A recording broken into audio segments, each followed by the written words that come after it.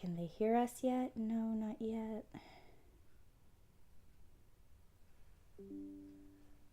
Oh, I just got a notification that I went live on YouTube. Okay, I think we're up. And hi, Jack. How are you? The cat came in. Main cam.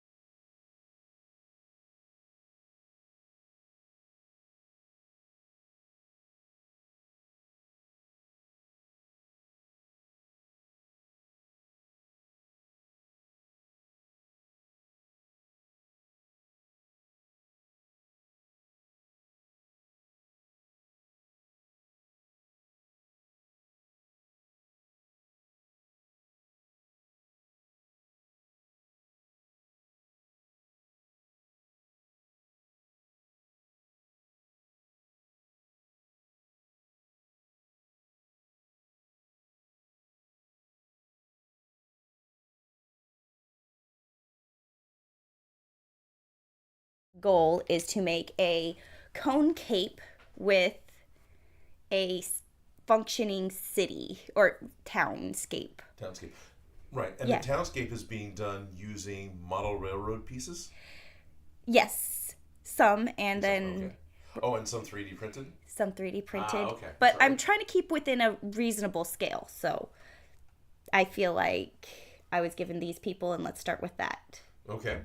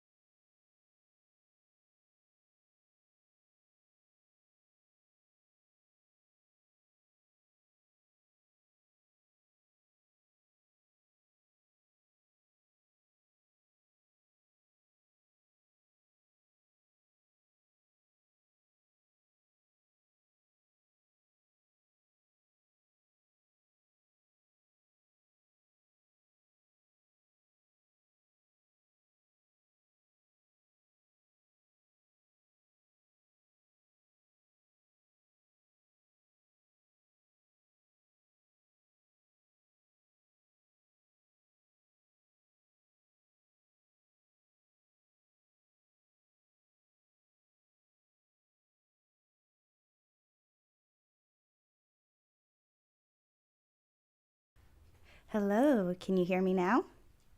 Good. I'm sorry. My glasses are off. I can't see any comments or anything, so. Okay, are we live? Okay, thank you very much. Appreciate it. Oh, okay. Right, the lag.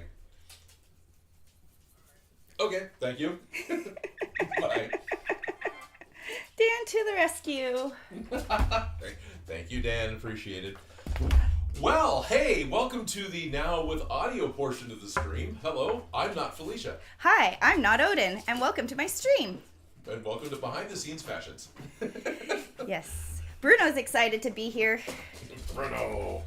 Yes, welcome. Sorry we did not have audio. We missed everything we talked about, and we covered some good stuff, so just We'll try and talk about it again. fill in the blanks, make up a good conversation, you know. Uh-oh. How many other messages did I get about that? There's no audio, says Dan.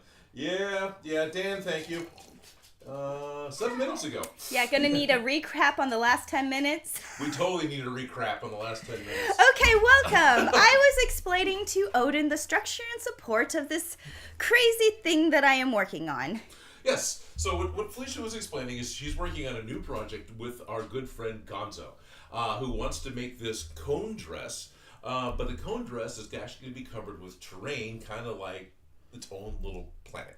Yep. So I kind of imagine it as one of those blankets that you put your cars on, drive your cars around. Oh, yeah, the playmat thing? Like it's okay. like I imagine it as a playmat where you're looking at it from an aerial view and things are just kind of gravity works this way. Okay, and that was the hand signs I was doing earlier with this being the dress, and I was asking, are the people standing this way or the people standing this way? Yeah. And it sounds like you want them to be this way. Yes. So they're walking around as if we're like on Little Big Planet or something, and the gravity is the cone. Okay, very cool. So that is what we're talking about, and we were talking about the infant structure and support networks that we have underneath this to make sure everything's kind of attached and can balance, like not flopping over, falling down. Right, that. It sounds like you said infrastructure and support under the dress, and you pick up the hem of the dress, and all I can think of is, please don't show me the sewer lines. I don't need to see the sewer lines that's under the dress. I don't need to see that. But no, what she's got is sew-in boning, which I have not really seen or heard about before. You dropped the brand name, which was? Ridgeline. So this Ridgeline comes in a box, like a dispensable roll. Yeah, I have a giant roll of it. It's over there somewhere. That's fine. Yeah, and it is a lightweight plastic boning. I got the widest one because I'm doing a hoop skirt, not a bodice. Right. And I am really enjoying working with it. Like, I could have sewn channels to slip the boning into. Right, which is the way it's usually done, right? Yeah, and it's a valid way to do it. But I really enjoy the control that I get from sewing it directly to my fabric. And then also that's going to help me when I'm building up the structure network, when I'm putting the houses and the trees and the power lines. And I need something to kind of support those two. Yeah, because now it's attached. It won't slip inside of that makes sense. Yeah. And I was excited you could sew through this boning. Yeah. And I'm also really kind of excited about, that Ryobi heat kit that you gave me with the wire cutter and the wire poker and all of that. This is a synthetic plastic, the Ridgeline. So using the poker, I can stab directly through the Ridgeline, and I can. And so you can make yourself a hole to sew through by hand, as opposed to just forcing. Or stabbing trees into directly into. Okay. So I can make those little X's, make a little thing, melt it, stick it in there. Okay, that makes a lot of sense. So that was a question I was having was, if you're going to stick these trees, she's got a whole pack of trees. I know we saw a pantomime with that earlier. And they're different sizes. So Felicia was talking about putting the larger trees at the bottom of the dress, smaller trees towards the top of the dress to kind of keep it with a look. But I was concerned the trees would fall over due to Earth's gravity versus cone Earth gravity. Exactly. And that was my problem from the very beginning. I saw that dress and went, I know exactly what I'm dealing with. All right. I've done this set before. I mean... Right, you have. And of course my immediate thought is, fender washers. But this sounds way smarter and lighter. Honestly, washers aren't a bad idea. I was also thinking pins, like push pins. Oh, okay. Like thumbtacks? Like thumbtacks. Well, Okay. because I had an elephant attached to this. Not a huge elephant, but like a little rubber elephant. So that's the elephant in the room? Yes. Okay. I had an elephant attached to this, and I just had its feet stabbed through the back with thumbtacks, and it Okay. was easily That was into like 2 of his feet or all 4? just 2. Okay, that makes sense though, because that's like 2 points. Yeah, but even just one, if still- I wanted him to face this way or that way. Yeah. Yeah. And so stabbing through, I never saw anything, and so I was like, ooh, Okay. And then also, these little people, Right. they have the little platforms that they're on, so that's easy to mount a pin behind, or I can still cover that little piece in the green Yeah. wool and use that as a place to hand stitch. To just stitch them in place. Yeah. But yeah, you talked about the pin backs, like a cloisonne pin, the one that's got the little military clasp, that type Exactly. of thing. Yeah, okay. That's 'Cause cool. I could totally stab that through and you would never see it. Right. Yeah. And that should be plenty of structure to hold these people up. Yeah, these people aren't fighting gravity really hard. No. I'm more worried about, I have trees, which the weight is towards the outside versus the inside. Yeah, absolutely. I have power lines that I want to run. And if you're going to run power lines, your telephone poles, yeah, that's going to snag. Okay. Fun problems, Fun problems. Can't wait to right? I do not envy you traveling with this dress. I thought it was going to be worse than it is, but this thing has been collapsible and then it comes right back. But once you have power lines on it. Once I have power lines, that's why I kind of want them to be pins so that I could easily reposition them, take them off, zhush it before the shoot. Okay. You know what I Zhush mean? it. Zhush it. You smoosh it. How do you spell that? It's like swooshing. It's like you smoosh it, but it's that's fancier. The opposite of swooshing. So instead of swooshing it, you Zhush zhush it. it. Okay. Exactly. Okay, so if we read the comments earlier, we would have known we had audio issues 10 minutes sooner. But welcome. Hello, welcome. We have Dan Does Junks, Schultz Divisions here, letting us know that we have Dan to the rescue. Michael Schnell is here. Hello, Michael Schnell. Yes, tried to recap the last 10 minutes, but yeah, Right. Consider that a rehearsal. Thank you, Dan. Yep, there you go, Dan. Oh, Dan Does Junk says, I never had a playmat despite how many Hot Wheels I had. I'll be honest, I never did either. Really? Yep, never had That one was of like those my playmats. favorite part, was the stupid playmat. I would sit there and drive the cars around and go visit the place because they had the little parking spots. But then I was like, but I want the houses to be not flat. Right. Yeah, but then I also had the little Tykes or the little Fisher-Price like garage where you could put it in and then you bring the cars up and put them down and then there's the car the little wash. barrel people. Yeah. Yeah, the I car had wash. those Yeah. whole sets. My dad was a mechanic. I was obsessed with, Okay. I thought cars were cool. Sure. You know what I mean? So, Totally. yes, in my head, this is the playmat, but it's the 3D cooler version. And it's also, okay, what was the music video? If You Ever Feel Alone by, not Katie. I forgot her name. I genuinely, it's blanking. But did you figure out what that music video we worked on the other day, what her name was? Oh, Victoria T. Vicky T? Yeah. Vicky T. Yeah, no, too many So is long it time her ago. Again still, or no? No, it was a different one, but she was the red bus set, train set. Oh, okay. That was that music video because we did that train set and then we did this terrain that she was riding on the train. So we did a miniature train Okay. that her head then stuck through. And so she was singing as the train's As going it around around her her head. head. And then you Okay. zoom into the train and then she's in the train singing. Okay. That was that red one that we saw at the museum. That was Okay. what that still was. Connections. We work on a lot of random projects together, okay? We do. We work on a lot of random colorized projects with Gonzo, which is a lot of fun. Right? And they're color coded, but then they also get intermixed. Right. One of the fun things with Gonzo, for anyone who doesn't know, as an artist, he enjoys working with a limited color palette, and he's got specific colors he's picked out. That's what he likes to work with, and he's been doing this color madness theme. I'll call it that because that's what his exhibit's That's the name called. of his exhibit, so it makes Yeah. sense. For about 10 years now. Yeah. Apparently, it was an idea he had for a single photo session. It was going to be 3 or 6 photos done in this style, and it just hasn't stopped. You know what's really interesting? We were working on the Taylor Pax music video. Remember with all that pink satin? Yes, the giant dress and then the giant pink room and the just this giant pink room. crap the entire ton of Studio A was covered in pink satin. Like it was like the scale of it you could not capture on photo because it was just so much pink. Yeah.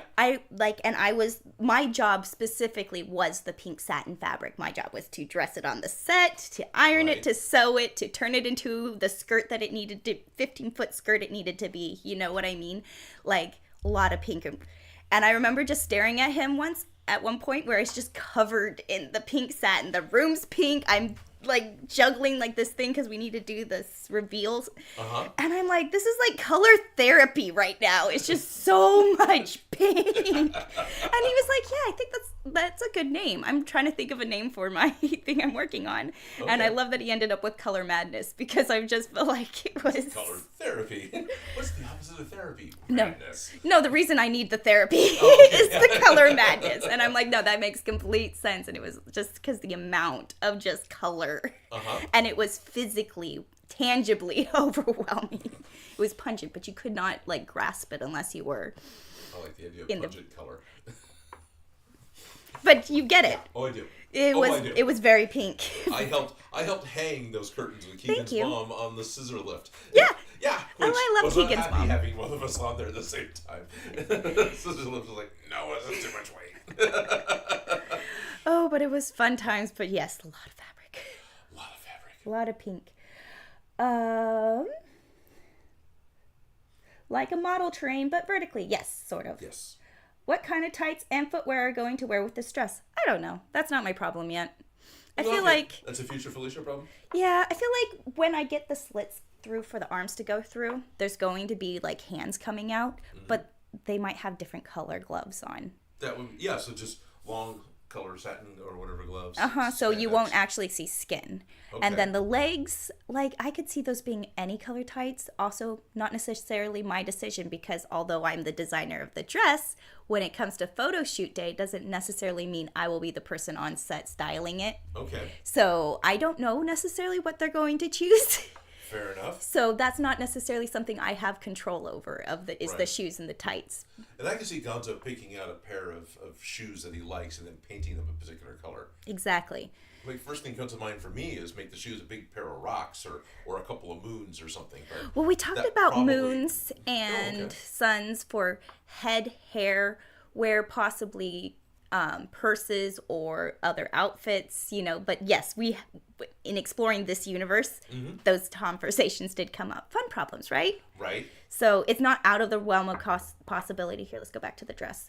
Okay. But see, this one, it has nude tights and hot pink shoes, Okay. So like the shoes that fit the model that just really pop with the outfit. So maybe the pink roofs are really popping, but maybe the yellow houses or something. You know what I mean? That makes sense.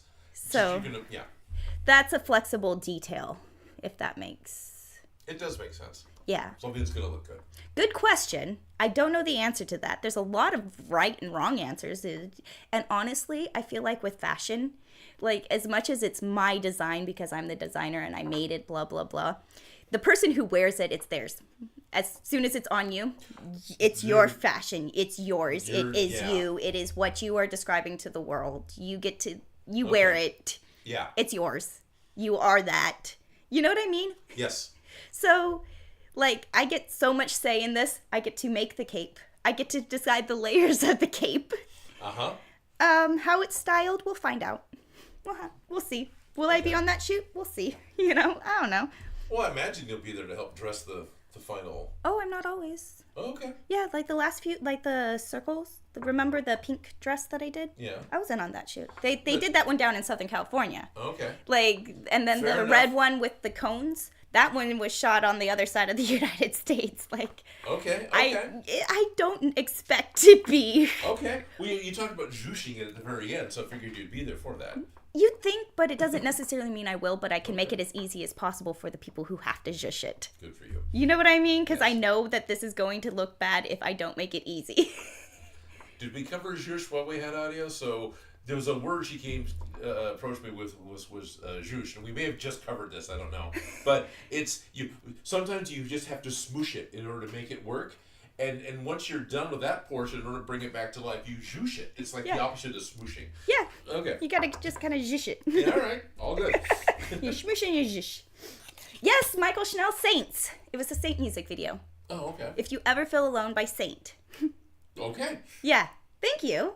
Yes, that was it. I love them. They, like, You their love the music. Saints, or you love your viewers? Both. Okay. That can happen. Both his statements can be true. Saints is very gonzo. Like, they really let him explore his artwork. And I feel like 10 years ago when he was making these videos, they were starting to really grab and gravitate towards Gonzo's aesthetic and styles and fun. That's like where he got to do the cake puppet. I don't know if I've ever heard about the cake puppet. The cake puppet? Well, you know how I get to use a lot of puppets. That's one of the earlier puppets. It wasn't one I did or made. Right. But it's like from their videos. It's the same videos. They have a cake puppet that's really endearing, and I like that cake. That's cool. It looks delicious, but you can't have your cake and eat it too. You can't have your cake and talk to it too. Well, you can talk to it, just can't eat it. All right. It won't like you Fair very enough. much Talk after. back, something Yeah. like that. All right. So, anyways, we were here to paint little people and things. I was thinking about that. It's like I'm enjoying talking to you, and I can burn up a couple hours talking to you, but Exactly. we're not going to get any little people painted. Yeah, and I wanted help because this is not. It's a tedious task that's fun. Right. But. And you were telling me that while you want to get people painted, you wanted to be able to be identifiable as little people, you weren't concerned about them being museum quality or even necessarily wargaming tabletop quality. No, I feel like if we at least get the color block down, I can always go back in and zhush it. Okay.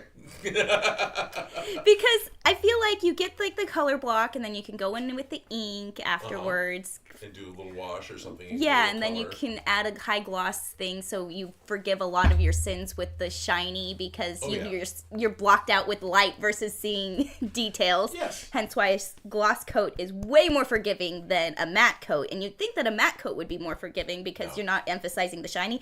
No, the shiny is just making it so you're not seeing the flaws. It's the glamour. It's the sparkle. It's the also, shiny. A gloss coat can make colors look richer. Exactly. Yes. So I feel like we get them painted, they'll pop with the gloss coat. Okay. Ultimately, like. Right. And yeah. Okay. But they have to get something on them before I can start being excited. Fair enough. So I stopped by the shop on the way here, and one of the reasons we started a little late and grabbed some small paintbrushes. Yeah, because I could not find my tiny paintbrushes. I found a few since panicking. They're not that tiny, though. They're not that tiny. Now, I've got a few that are a little tinier, but these still aren't like super tiny miniature paintbrushes. Yeah. But these should be good for this still. The ones that I found is like, well, this is my favorite one. It's a Purdy brush. Did you know that Purdy brushes are significantly better than regular paintbrushes when you have to paint? Yes. Well, I didn't know that, and I found that out. Done. And I love it. And done. But this is just a little too big for this project. Okay, fine. And all of these ones, I believe, are just not the right paintbrushes. We can make some of those work, but it's easier if we don't have to force it. Exactly. I've got like a 10-aught in here and a 5-aught in here, and I've got some tiny brushes. Right. So not having the right tools for the job is not going to stop me from doing the job. It never has, never will. But the right tool for the job makes it significantly easier. Way faster. This is water for paint. That is water you can drink. Oh, this is water to drink. Cheers. Okay. Cheers. Thank you. I don't do the same cups that I use for my paint as I drink out of, so that I don't accidentally drink the paint water or paint my drink water. Yes. Don't drink your paint water. And don't paint your drink water. I don't understand exactly why right now the most popular card color is paint water gray. Because black, white, and gray are uber marketable.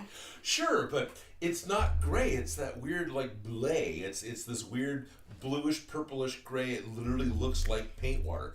Well, because if you have to register your car at the DMV and you have to say what color your car is, and then you commit crimes. Oh, like my car's beige. No, it's gray. No, it's silver. No, it's gold. Okay, I didn't realize the DMV was actually supporting better organized crime. I'm all for this. Thank you, DMV, for having our backs. I make up reasons, and that sounds like just as good of one as any. This one looks tiny. OCO 2004. I'm just really obsessed with this little car because I'm like, this doesn't seem HO scale, but maybe it is because it's. I can't guarantee it is. It's just in the box of miniature stuff from miniature projects that have come before. Yeah, this is not the same scale as this person where this dude's 8 feet tall. Yeah. This looks about right. Yeah. So I know HO scale is pretty much Hot Wheels, but not quite. Hot Wheels is a little bit bigger. Hot Wheels are like 1/64th versus 1/82nd or 87th. This one's got a hood problem. Oh, Mariah Woods is here. Hi, Mariah. Oh, sweet. Hey, Mariah. Hi, James Allen. Ooh, James is here. Yeah. Michael Snell says toothpicks and Q-tips work for a miniature painting in a pinch. Exactly. I was like, figured worst case scenario, they could get painted. It's gonna happen. Right. But do we need to suffer? No. Okay, so what is our color palette? Because Gonzo's thing is a limited color palette, so I wouldn't be surprised if we only get like 4 colors to work with. Oh, I'm doing the whole rainbow. Oh, okay. But primary colors. Primary colors.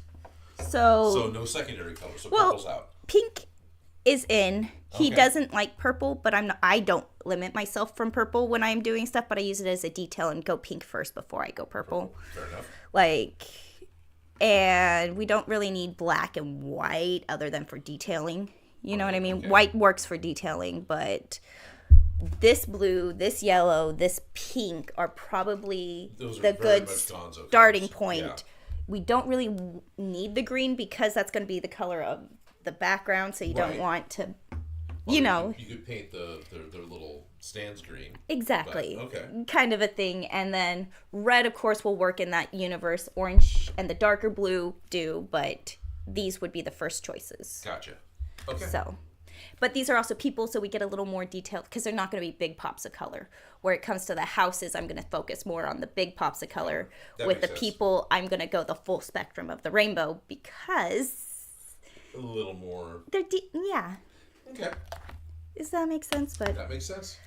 Okay, I'm just going to open these and stab directly into their lids because I feel like they're miniatures, and if we have to pour more, we can. And. Oops. Well, all the little plastic tubes are coming off, so I'll just pull those off now. Yes. Or here, you take lids and I'll take bottles for the moment. I'm having a issue controlling my tubes. It happens to the best of us, right? All right. Little paint pots. Now comes the question, how well is this particular brand of paint going to cover unprimered plastic? Exactly. Hopefully well enough. Right? Oh, dear. No? Is it bad? It's a great wash. Okay. All right, let's see how... Oh, I see. Are we going to have to go nail polish? We might have to go nail polish. We might have to go nail polish. You know, this isn't half bad for a denim look. So the paint is going on, but it's a very thin paint with a. So it's very transparent, and it's not as opaque as we would like. It doesn't seem like it has as much pigment in it as I would like. Yeah. Yeah, that's cheap children's paint. I knew better, but I was hoping that the color, like the boldness of the colors, you know what I mean? You didn't buy Vallejo model miniatures paints? Like I could have, I should have. It's all fine. But I didn't because I was like, oh, this is the right childishness. Okay, yes, but. But it's not the right one, but. Worst case scenario, we do one of these sets, and then we'll do nail polish.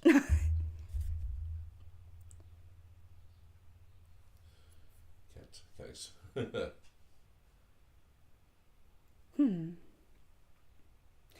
Yes, Michael Snell, these will be getting a clear coat.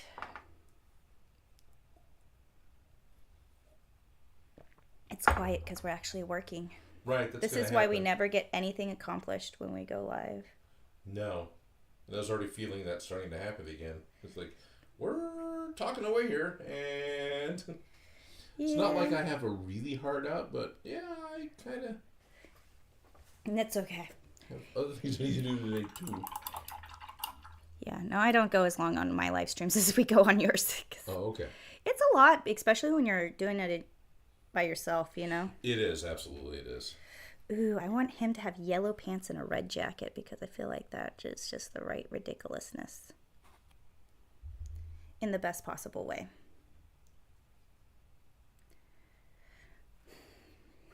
Yes. Little tiny people. So you fixed the clock already? Yes. Time has been saved. I fixed the clock. What clock are we talking about? Exactly. Because I'm just bringing up random topics.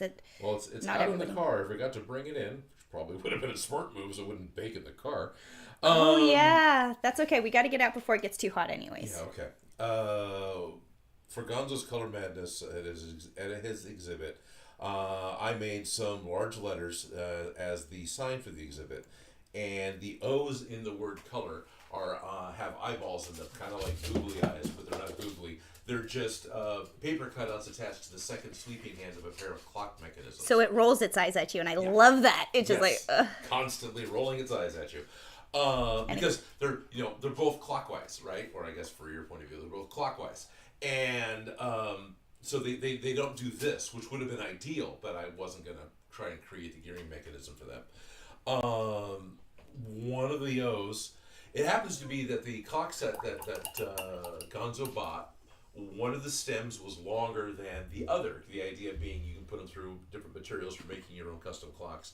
So it seemed like the pink O in the sign was sticking on the inside, maybe. Although what I think what it is there's a point when I had to buy a new set of second hands, and I don't think those were totally compatible. So it might have, the cogs might not have lined up right or something. It felt like it was still running when I was there last, touching it.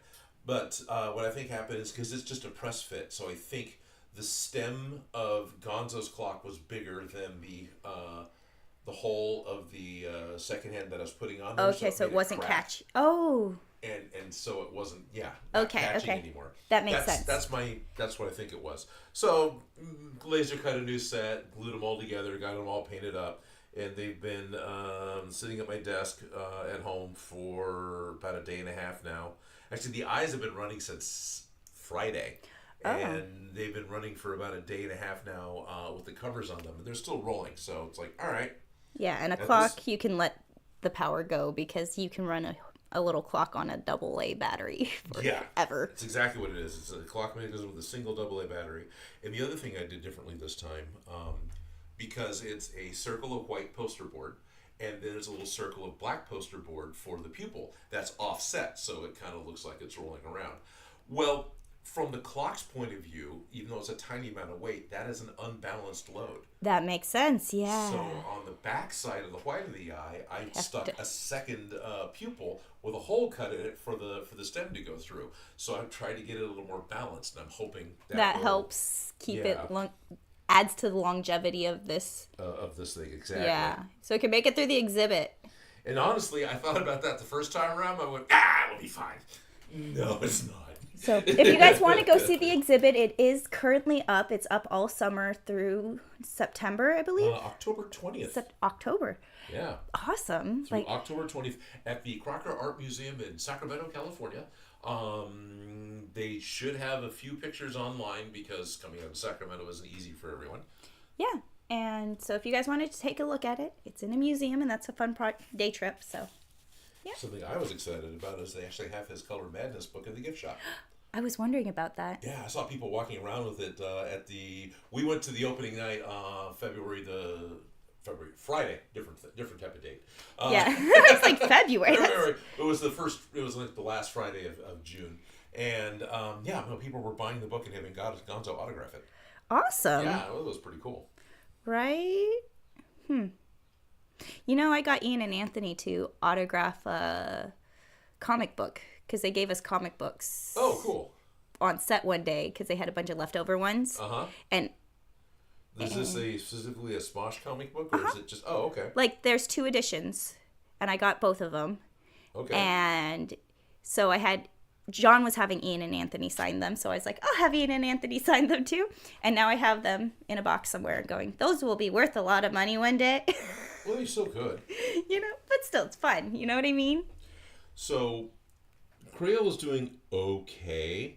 I bet you anything, if you were to do a white primer on these, you would then have to paint the skin tone, but It would go much better. you would have a much better color because it's just not sticking very well to the plastic. Yeah. Yeah. And nail polish dries really quickly.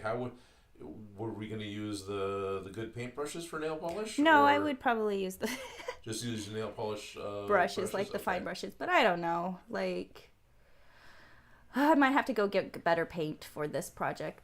But for now, I'm just going to keep painting these guys. Okay. Get at least one set done, because I might need more people.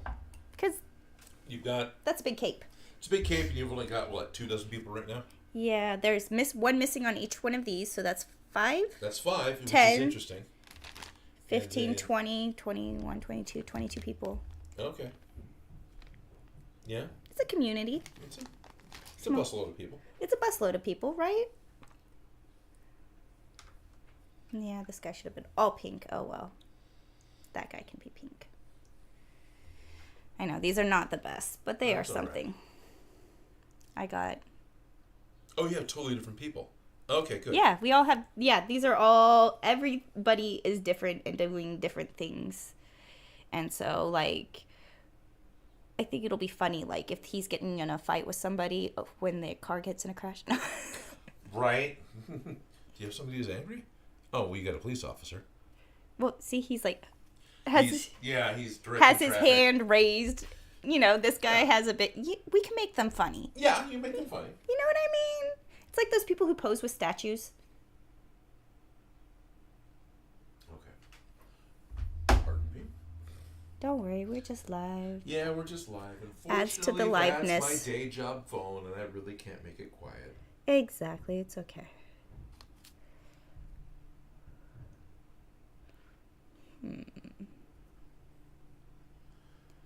This guy has a little tie. It's a little tiny cup. He's holding a little cup. Or is that a book? It's whatever I decide I want it to be at Whatever this you point. decided you wanted to be, I was thinking that guy was a newspaper salesman, but Well, this guy is. But this guy right over here, I think they might be Oh. like binoculars or something. He has little... he's a mailman, isn't he, with his pack? That could be it. Yeah, he could be a Oh. mailman. Whatever That you makes want him to be. Yeah. Hi, Bruno. How are you?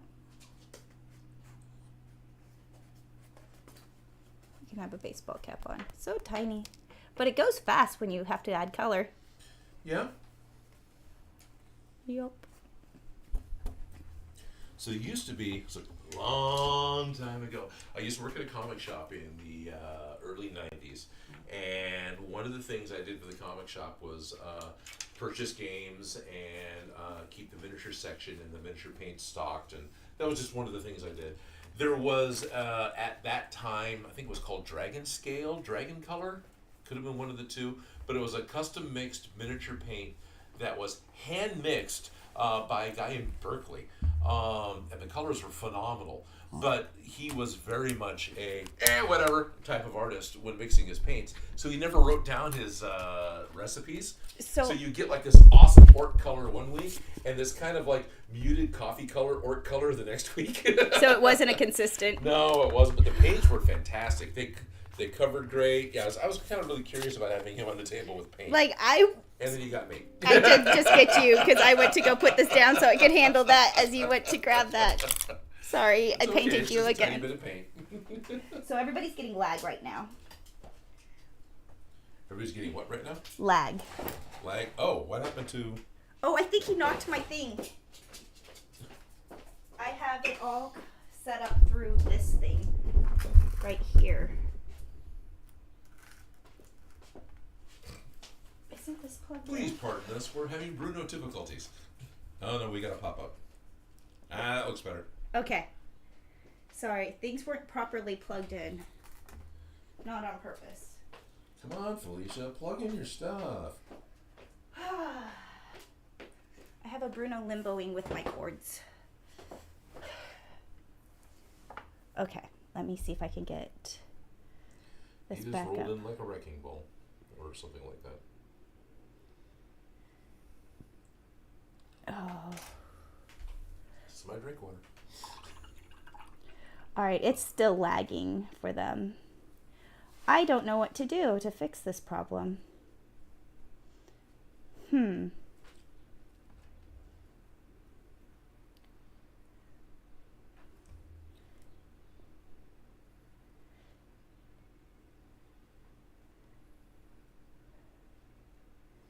Yeah, it's still lagging. I don't know what I can do to change that. It started when Bruno got on the table specifically? No, I just noticed and I thought, well, if this is pulling, but that's not my internet connectivity issues. That is just the power cord told me the battery was running low, and I was like, oh, let me fix. Okay. That's the Bruno was That's the power. Cord. Okay. Yeah, the lag issue, that is my internet apparently. But look, it's you. Hey. See that that's what they're saying. Oh, wow, we're not moving at all. Exactly. Oh, dear. So here's my chance to do all sorts of swear words. Uh-huh. Lots of lag. I don't know what to do. Yeah. Oh, well. I guess we can keep painting, and then when it decides to work again, Okay. we'll be here. Yeah. I don't know.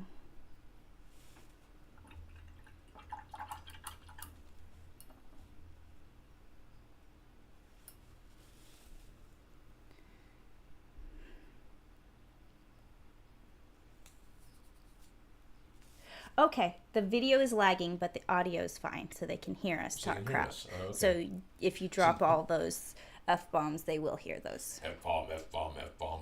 Okay. Just FYI. F-bomb, Y-I. F-bomb YI. Yep, okay. Teeny tiny people. Oh, that's goopy. It's okay.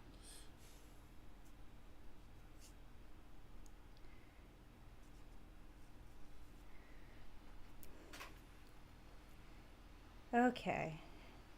I see it. It just keeps jumping. I'm sorry, the internet. I can't control the internet, people. And honestly, with the heat wave that's been going on, Right, the internet could be having issues for any number of problems. I lose power first. Anytime it's like too hot and they need to like do rolling blackouts, Oh, joy, really? I lose power. Like every time. It gets too wow. hot, I lose power. It gets too cold, I lose power. It's not the worst, Wow. but Yeah, it is. I've definitely noticed since I've moved here. Ondo Lama. You know, I don't have the spoiled protection of living next to a hospital anymore. You know what I mean? Right. So, Or maybe living up in Folsom, California, which has the famous Folsom Prison.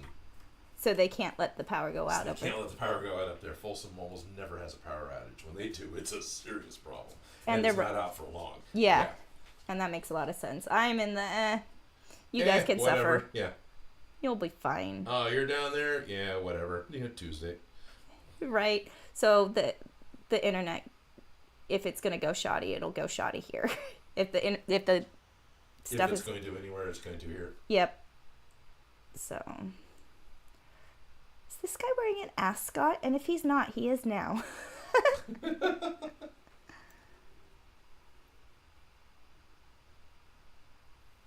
Yeah.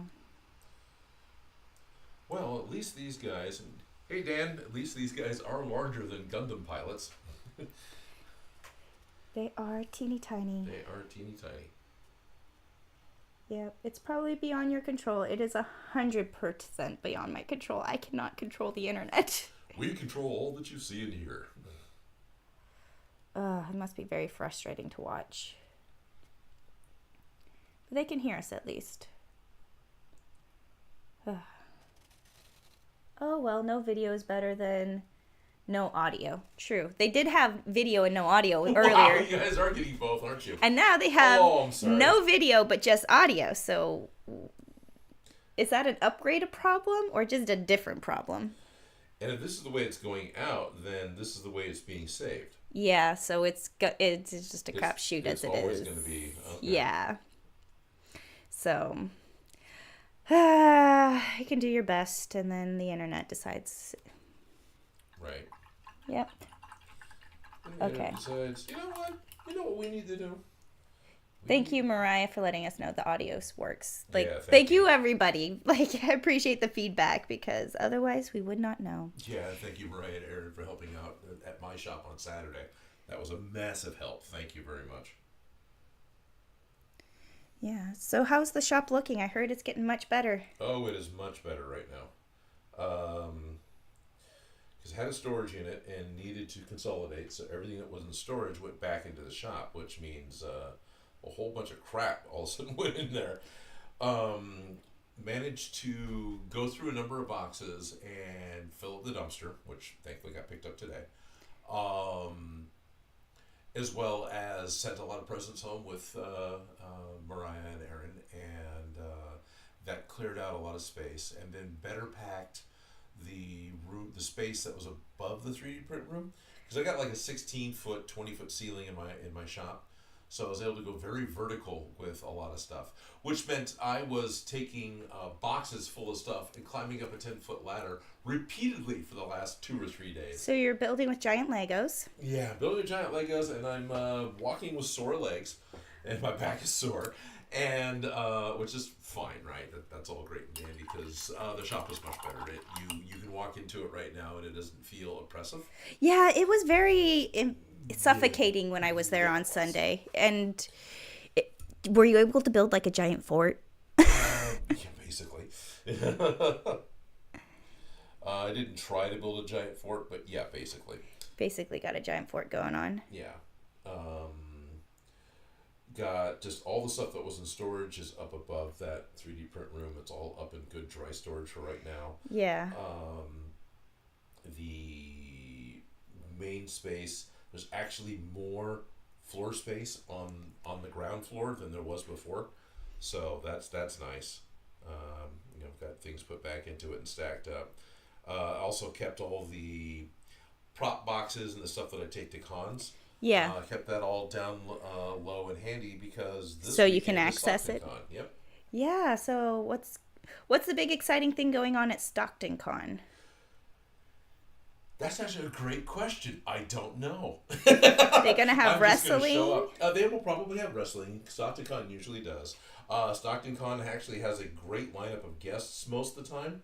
I do not know who's going to be there right now. They almost always have a Power Ranger. They almost always have C. Andrew Nelson, who is the live events Darth Vader for Lucasfilm. He was the official one because Mr. Nelson had exactly the same body measurements as David Prowse. Okay. So when they started having Vader do live events in the late 80s, while Mr. Nelson was working with LucasArts, he was all of a sudden voluntold to put on the costume and go make appearances. And shortly after that, they started making more Darth Vader costumes just to fit him. Oh. And he started flying mostly around the country, but sometimes he'd go to England and other countries as well. And then Lucasfilm would drop ship one of these like 15 Darth Vader suits that were all made to fit him. Okay. Right, so they could be at different places of transit as well as different stages of repair while he's going to the next event. And he did that for years. And I think, I'm not sure, but I think he told me the classic Energizer commercial where Vader's batteries run out of power and the bunnies. Oh yeah, I remember that one. Him. So he's actually in effect he's appeared in more projects as Vader than any of the official actors have. If you want to just count them as projects and not screen time. The other fun thing is Vader's got his chest panel that's electronics and whatnot. Mm-hmm. Yeah, Grant and Mahara made most of those.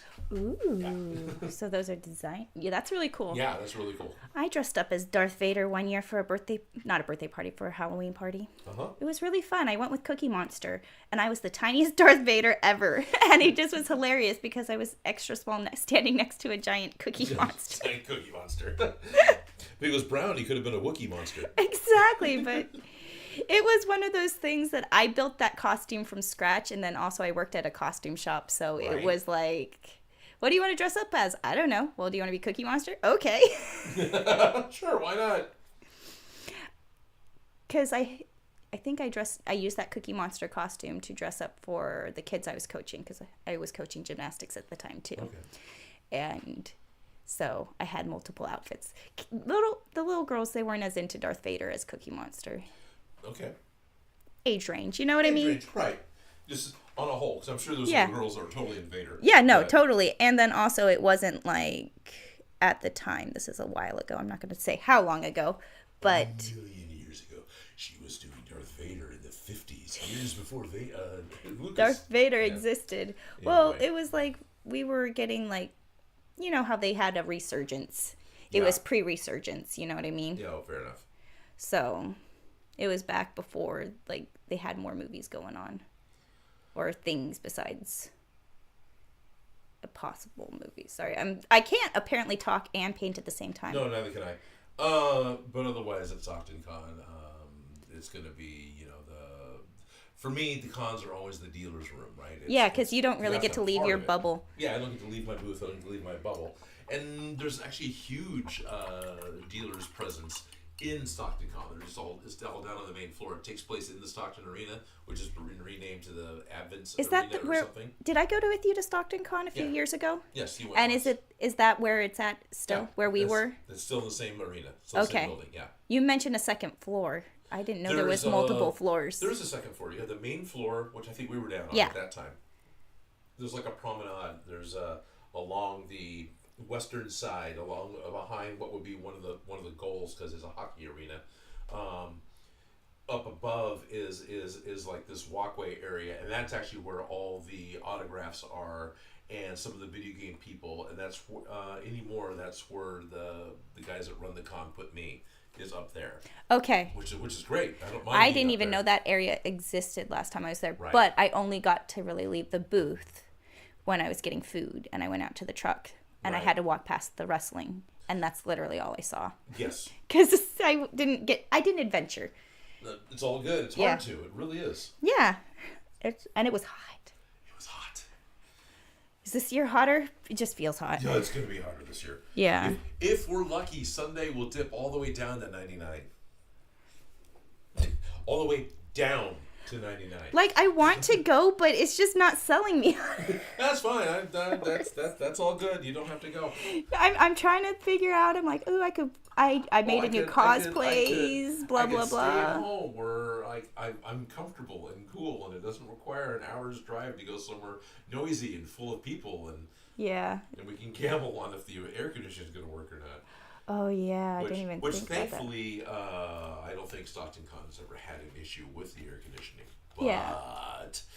And last year it was really cool that we not last year, it was a couple years ago, last time. We got to meet the guy who did all those droids and meet his mom and dad. All proud of him. Oh yeah, you were there for when we met Chris. Yeah. Yeah. Well, that was God, what was his name? She's talking about Chris Bennett. I'm not quite. I got the last name wrong. Some of you might know it, but he works in The Mandalorian and works at a lot of the live-action Star Wars shows with Disney Plus as the protocol droid. He's got the build to be able to be C-3PO, but he's also all the other protocol droids. Basically, if there's any kind of protocol droid-shaped droid on any of the live-action shows, that's him, and he builds the suit. He doesn't just perform it. He builds them, which was like amazing. Mm-hmm. Yeah. And then on top of all that, he's an awesome guy. Right, and I like his parents. Yeah. They're all very friendly, very wonderful people.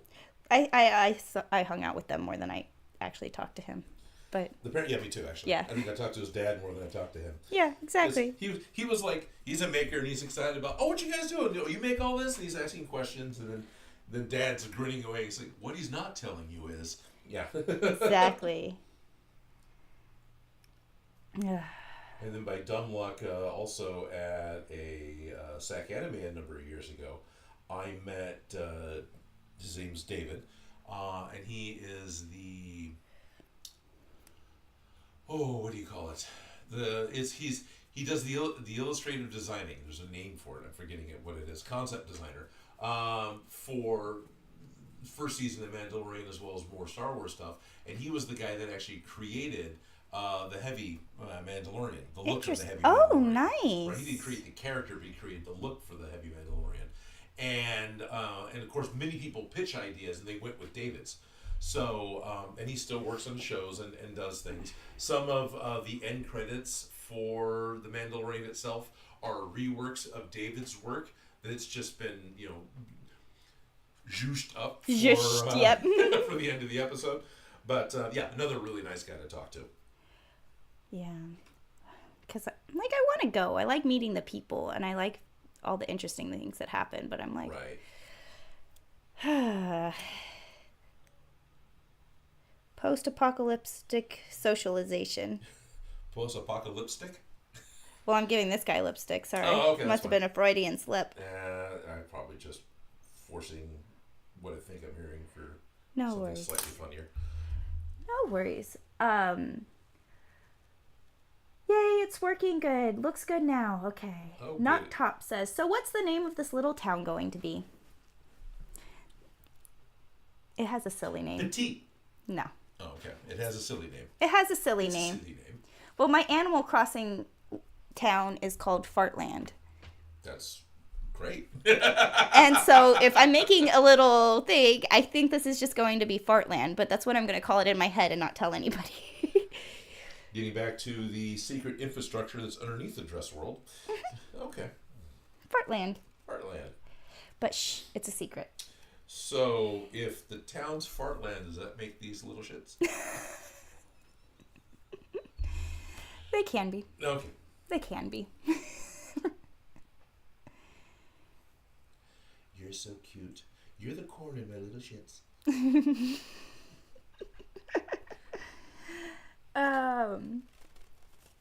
Danda's Junk says he goes back to work this Friday. Congratulations. Really? Congratulations.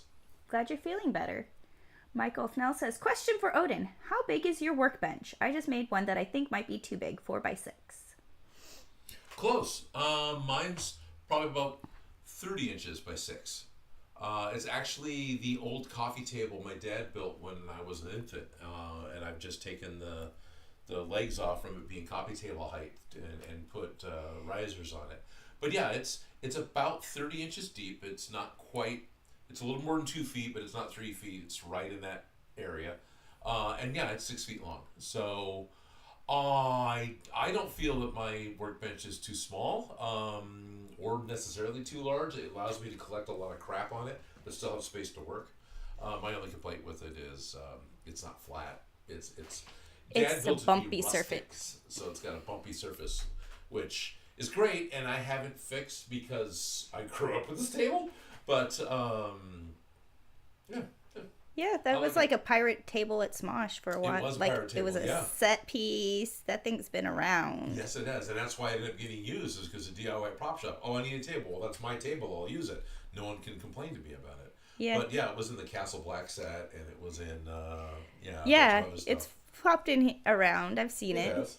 It's famous. Nobody knows it, but it's famous. Yeah. Yeah. So, ooh, I like his little pink jumpsuit. Yeah, I got this guy is dressed up in a pink suit with trying to give him a yellow. It ended up being a vest. I thought it was a shirt, but it's just he's actually wearing a 3-piece suit. Yeah. At that thing, the reception for Gonzo, so many people were like, "Look it, I'm wearing pink."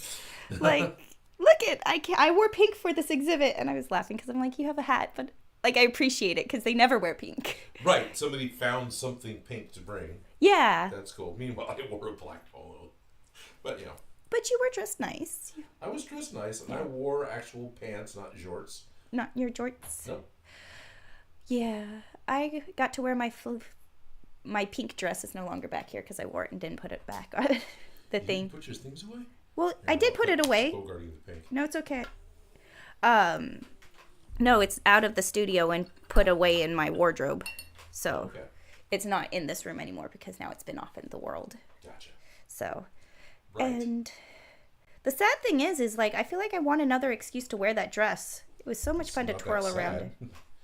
Well, when am I going to have an opportunity to wear something that crazy? You know, hot You'll pink. find one. Yes, that's very true. I will, won't I? I'll have to go back to the museum. Come on down to Stockton Con and see Felicia in her flowy, fun pink dress. If I was going to go to Stockton Con, I think I'd wear Tinkerbell in the seat. Yeah. No, that would be Sac Anime more. What would Stockton Con be? Could do Little Mer. Yeah. No, don't, not at all. Please go. No. You're like, you're not looking forward to the heat. Actually, I don't mind. Stockton Con's great. Lodi Con and Stockton Con are both really good conventions. The people are very different from SAC Anime people. And what's Lodi Con, for being such a tiny con and on the fairgrounds, is actually a really cool con. I really like the vibe and the feel of Lodi Con. Stockton Con, the owners of the venue changed, and my opinion hasn't solidified as positive yet with that change. So I'm gonna go this weekend and hopefully change my attitude. Okay, so I'm not completely off by being like, No, you're not. Okay, I feel bad, but at the same time, it's not like it's a bad experience for me as a person there. I'm more concerned with the experience of the people who are paying to be there. Yeah, I feel spoiled that you give me the opportunity to not have to pay to be there. And I'm like, am I wasting it if I don't go? No, because I'll probably be there again in next February. Okay. I don't know. I'm trying to decide whether to pissed the owner off enough yet to have me not go. Okay. Not that I'm trying to, mind you. No, I know. But you haven't ruffled the wrong feathers yet. Not yet. Yeah. Yeah, last time I was dressed as Scarlet Witch because I just had that easy outfit. Yes. That was comfortable. And I still got to be dressed up. Right. Well, the convenient thing with Scarlet Witch is you just put the headband on and you're done. Mm-hmm.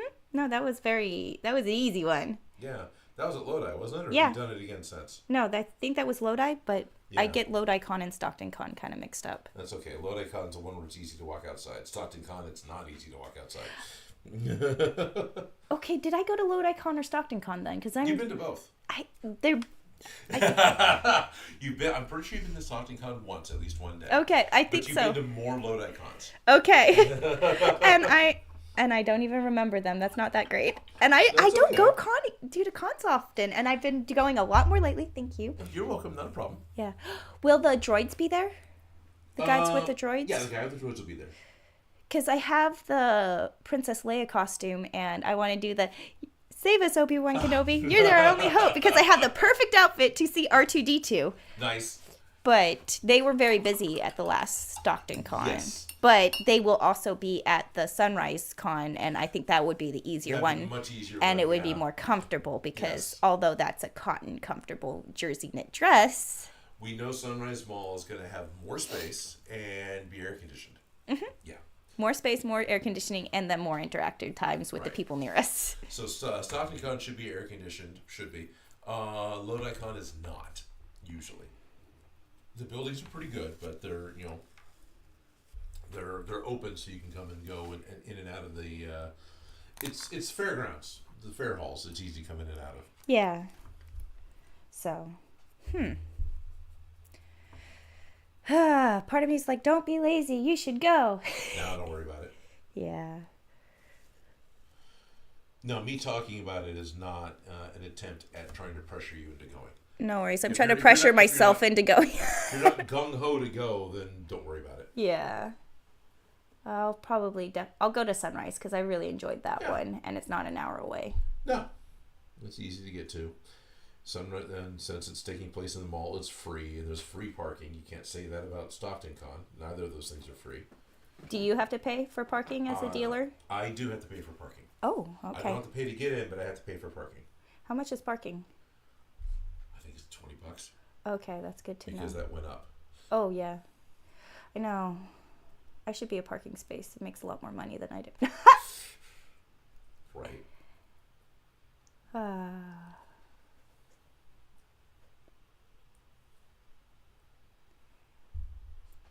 You know, I'm kind of liking these little people. I know it's not the best, but they're layering up nicely. Oh, that's good. You're like, no, these are terrible and I hate it. No, I'm not. Oh, yours look very nice. Thank you. You got more girls, and I have all boys. Yeah, I do. I've got like 3 women in dresses, and then I've got a guy it's actually 2 businessmen, basically. Yeah, I like that one. The pink suit. The pink suit? Yeah, the pink suit I thought looked really good. Yeah. And I went through and did a white base coat on 3 of them to see if that would help. And I think it really did, because it's looking really poppy. Thank you. I like it. Poppy. Yeah. Still trying to decide what. Like, one suit's pink. That's easy. Yeah. What color to make the other suit? Right? It still, wants to feel ridiculous, but is it really that ridiculous? No. Because I've already got a blue blouse and a blue skirt. So I'm really tempted to make it a blue suit because Gonzo wears a blue suit. Or at least he did at his... yeah. But, is that too much blue? Doesn't matter. No, nobody's going to be standing next. You know what I mean? There'll be a little cluster of people and a different cluster of people so you can repeat. Because you'll probably I need another pink guy. Yeah, when you're putting them down. But also... Now, you had set up your phone, and you're showing me earlier... Oh, that we could do this. That you might be able to do close-ups. And as we talk about stuff, and I hold them up, and people go, yeah, that's a pretty pixel, Odin. Here, I'll do it over here so we're not looking right over your legs. But you can see right where these are? Yeah. That's right where Okay, and here, we can go to iPhone cam.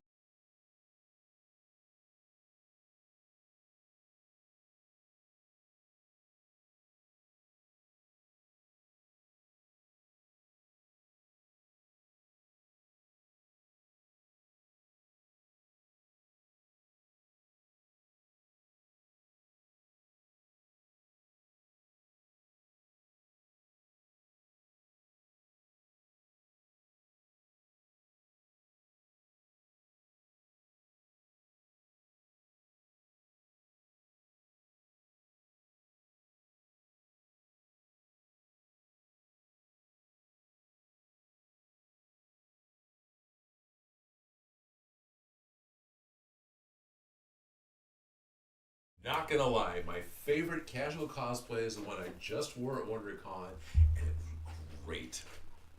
Arthur Dent from Hitchhiker's Guide to the Galaxy. You wake up, you take a shower, you put your pajamas back on, you put a robe on and a towel, and you're done. It was great. And because of the towel, people knew who I was.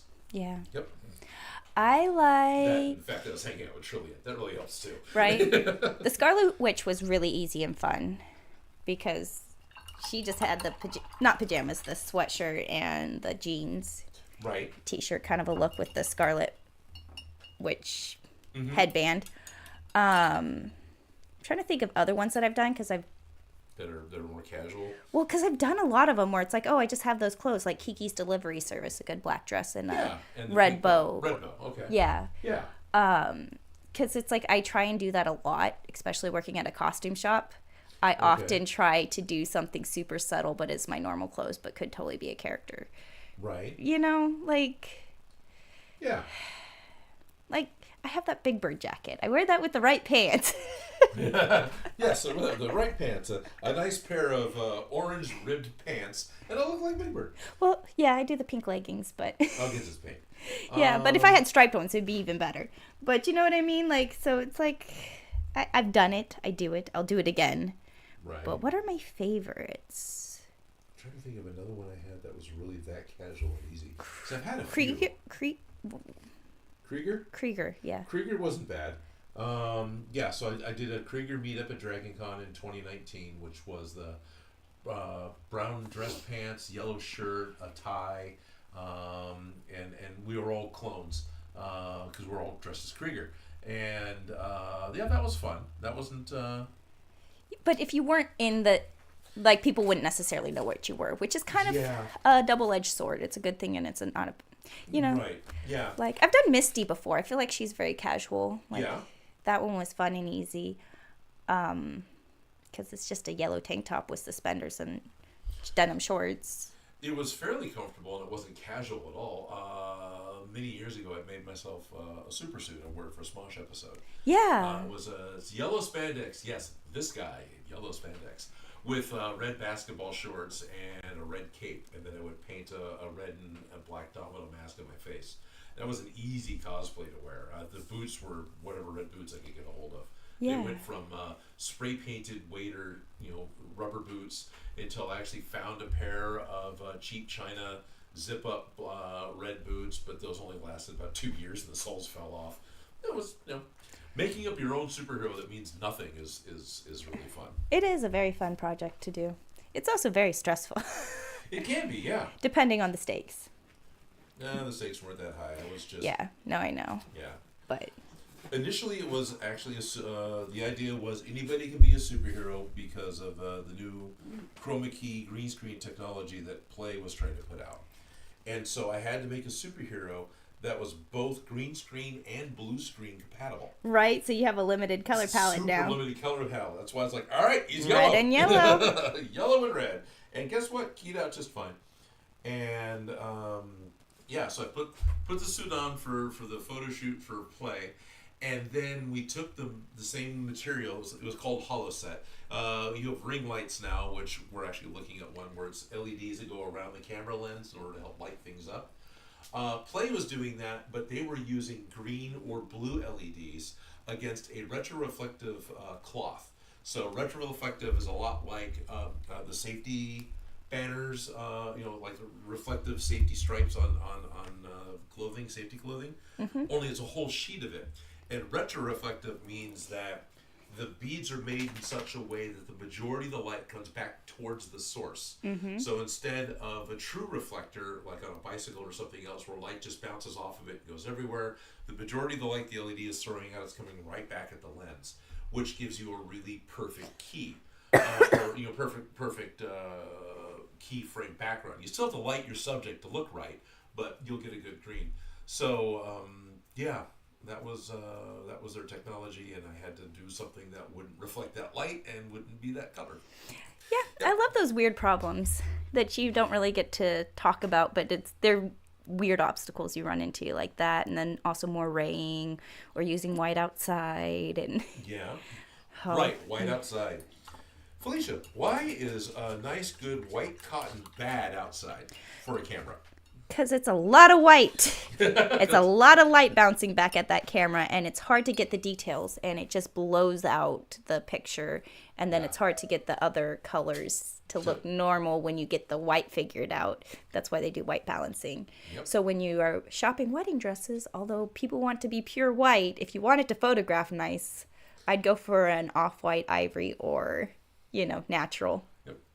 It's also called blooming. The thing that happens on the camera when the white is so bright, it is reflecting so much light, it'll actually glow, and it's called blooming. I'm blooming right now. Yes, I'm blooming. I'm blooming. So much white light. I can remember the first movie where I really noticed it was an old Fred Ward science fiction movie called Time Rider, where the actor Fred Ward is playing Lyle Swan. Wow, I'm remembering this stuff. And he's doing a cross-country motocross race thing with his red motorcycle, and happens to drive through a government time experiment and gets transported back into the Wild West. So now you've got him running around in this souped-up motocross bike that's got like an infinite gas tank in the Wild West, and it's hilarity ensues, right?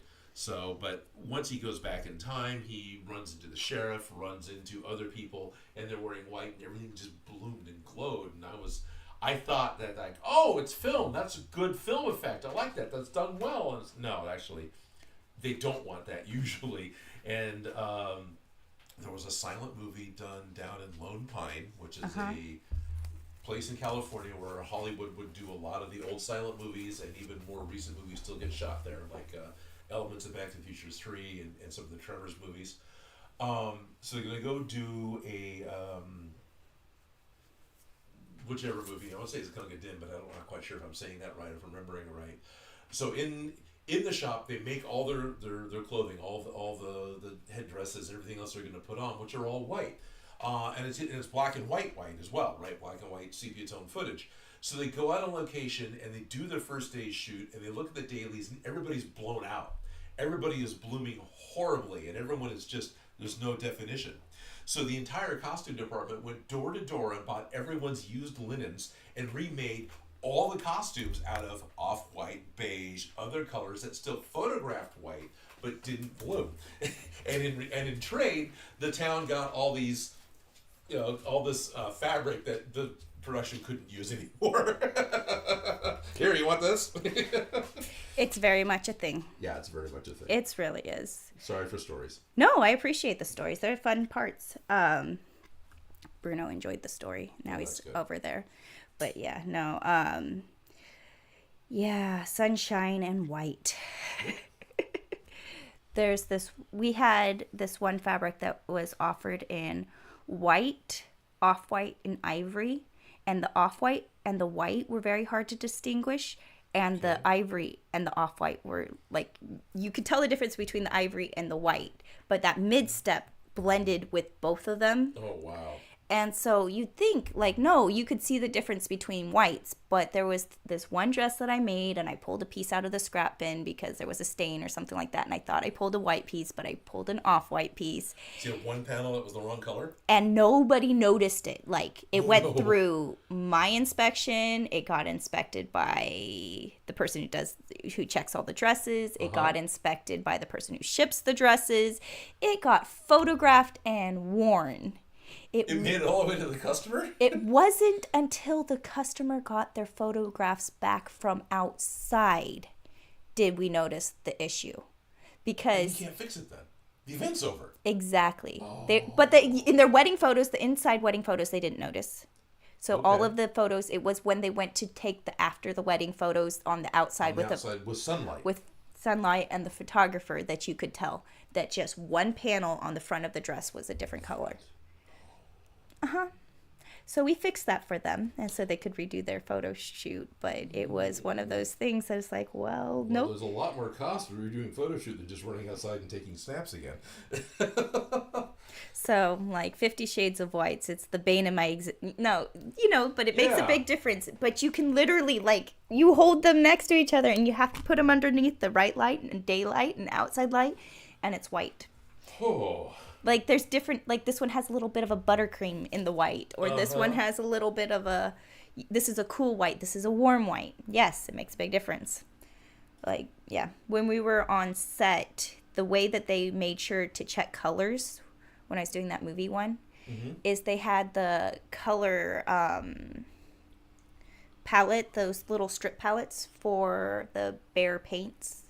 Not Behr paint. Oh, okay. This is like you get at a hardware store to make sure this is the color you want. Yeah, but they had specifically the Benjamin Moore paint color palette that has all of the shades. Okay. And so they were going through and holding it next to, okay, this is going to be on set. It's this shade of yellow, so we're all on the same thing. So when they go in, they all have the same paint palette to figure out what shades of white things are, what shades of yellow things are. So you could really, like, communicate it because...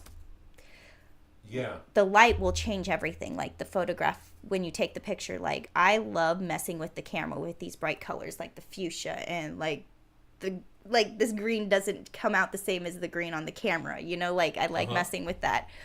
But when you really need to get true color, having that tangible thing that when you're communicating digitally, here's your reference point. So we take the digital picture next to the color palette so that you could visually see which one it blended in with, and then you could physically see the color that they were referencing. Okay. Yeah, because it matters that much. It does. It really does matter that much. And then the lighting can change everything. And it does. If you want a good example of that, the theatrical movie Dick Tracy. They went through an amazing amount of effort and pain to make sure that his coat yellow was the same yellow as the car, was the same yellow as the set, right? Everything was the same yellow. Everything was the same blue. Everything was the same 6 basic colors. There were little bits here and there that they let go of, right? So they didn't, like, take it to a gonzo level. But they really tried to keep the color palette under control. Yeah. They didn't let the lighting guy know that, and you can't tell in the movie. Very similar story, okay? So, music video shoot. Uh-huh. And it's the Back to Black one. You help back to dark or something like that. Okay. Is this the one where the TV falls into the black hole? Yeah, okay. That one, the AFI video. That sounds right. AFI, yeah. AFI, I want to say Back to Black, but don't quote me on that. But that music video, we started with a gray, and the whole thing needed to be painted gray, and then the people touched the paint and turned it black. Right. And then we turned the set black. So that's where the floor got painted with the gray tiles. Yeah, I painted the pattern on the floor with the gray and the white and the black, but then the whole room was gray. And I was trying to get a straight answer from the very beginning, like what shade of gray, because this, like, I was told I needed to match the suits, but then which suits are we using? And then it wasn't match the suit. It needs to be the lighter gray because the grays look different when you start to add light to the set. Yes, they do. And so it was all this stress, and then the end, it was more about the lighting than the actual physical colors because I'm like, it all needed to be this matching gray. Yeah. And then we didn't even use the paint that I initially got because I had to color match it to the suit. That paint I didn't end up using because it was too dark. Oh, okay. I ended up using some leftover gray paint that was like a big bucket of it that was there. I don't know. But that ended up being the better gray. But it was more of the lighting than anything else. And that makes sense. But going from an all gray room and then it all needed to be painted. Halfway through the shoot. Right. The entire set had to be painted up black, and then they were all painted up black, right? Like black makeup, black. Yeah. Right, okay. Yeah. So, I understand that one. Yes. That was a stressor. It was an interesting stressor because I'm trying to ask these questions and people are looking at me like I'm crazy. Well. I'm like, it's going to matter. And then it does matter. No, it totally will matter. Yeah.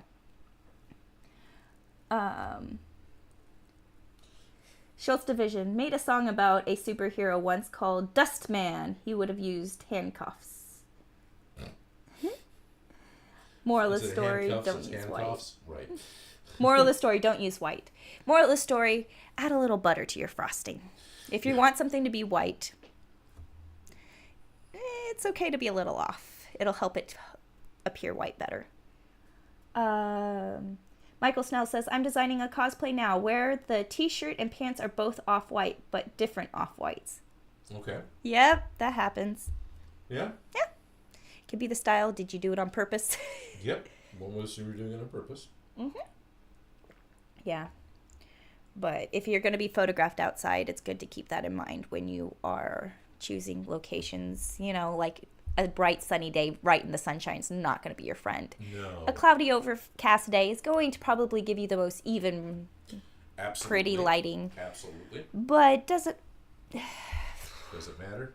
It does, but you have to know what you're doing, and it's hard. Lighting's a whole skill and a half. Yes, it is. Make friends with the lighting guys. Yeah, don't piss off the lighting people. They will make you look horrible if they don't like you. It's so easy, too. Yeah. And it doesn't matter what your makeup, hair, and all of that stuff is if your lighting's off. Heaven to Betsy, right? Pretty much, yeah. Yeah, and the reverse is true, too, that good lighting can really bring up okay makeup and okay costume. Mm-hmm. Yeah. Yeah, no, sometimes it's like, in my head, I'm lighting my set at the same time as I'm building it. Yeah, okay. Remember that blue one where you did the TV head guy? Yes. That was Werewolf music video. It was a Werewolf music video. But it's spelled with 2 V's, not a W. Right. Werewolf. Werewolf, yes. Werewolf. And that set, like the whole time I'm building this blue set, I'm like, there needs to be a pink light in between to separate, to build this. And when it was like, because it was all painted, I was given the instructions of it needs to be an all blue studio apartment in Tokyo 1980s. Right. And when Not specific at all. And when you beat it with a bat, it's supposed to like explode in color. And and it's possessed and haunted and things need to talk and it needs to be really messy. Like it can't be a clean studio apartment. It needs to be cluttered. Yeah, cluttered, lived in. Yeah. It was a good set. Just a weird, very weird vibe, and I loved every minute of it. I'm like, was his suit yellow or he was yellow. He was yellow. He was yellow and TV pink. head guy. Yeah, and we had to blue up the chair he was sitting in, and Yeah. we had to not transfer it because Right. some of the paint got onto his outfit. But the thing is even you paint vinyl, it doesn't paint well. Vinyl does not like to be painted. No, vinyl is not. You need very special paints to paint vinyl. Yeah, so even though we did the best that we could with the things that were going, Yeah.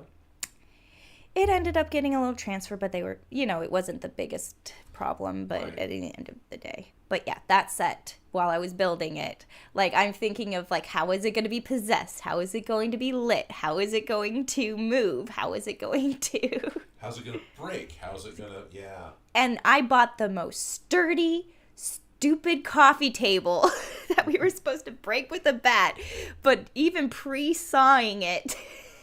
Wasn't enough? That thing was solid. That thing was solid. Oh, wow. Like, we kept cutting it, trying to break it, and it just wasn't breaking. It wasn't freaking breaking. It was the most sturdy thing anyways. Fun problems. I forgot about all of these things. I tend to block them out after. Yeah. Well, one of the fun things of having a lot of projects that you're trying to do with a lot of creative people, especially if you are blessed with having a number in a row as they all kind of blur together and you forget about, you're worried about the next thing you're doing and not what you've just done. So, and because I don't remember half the Smosh shoots. Exactly. I belly ached about every damn one of them, but I don't remember half of them now. They all just kind of blur together going, oh yeah, I forgot that happened. Oh yeah, I was that grizzly bear. Right. Oh yeah, I built that. Yep.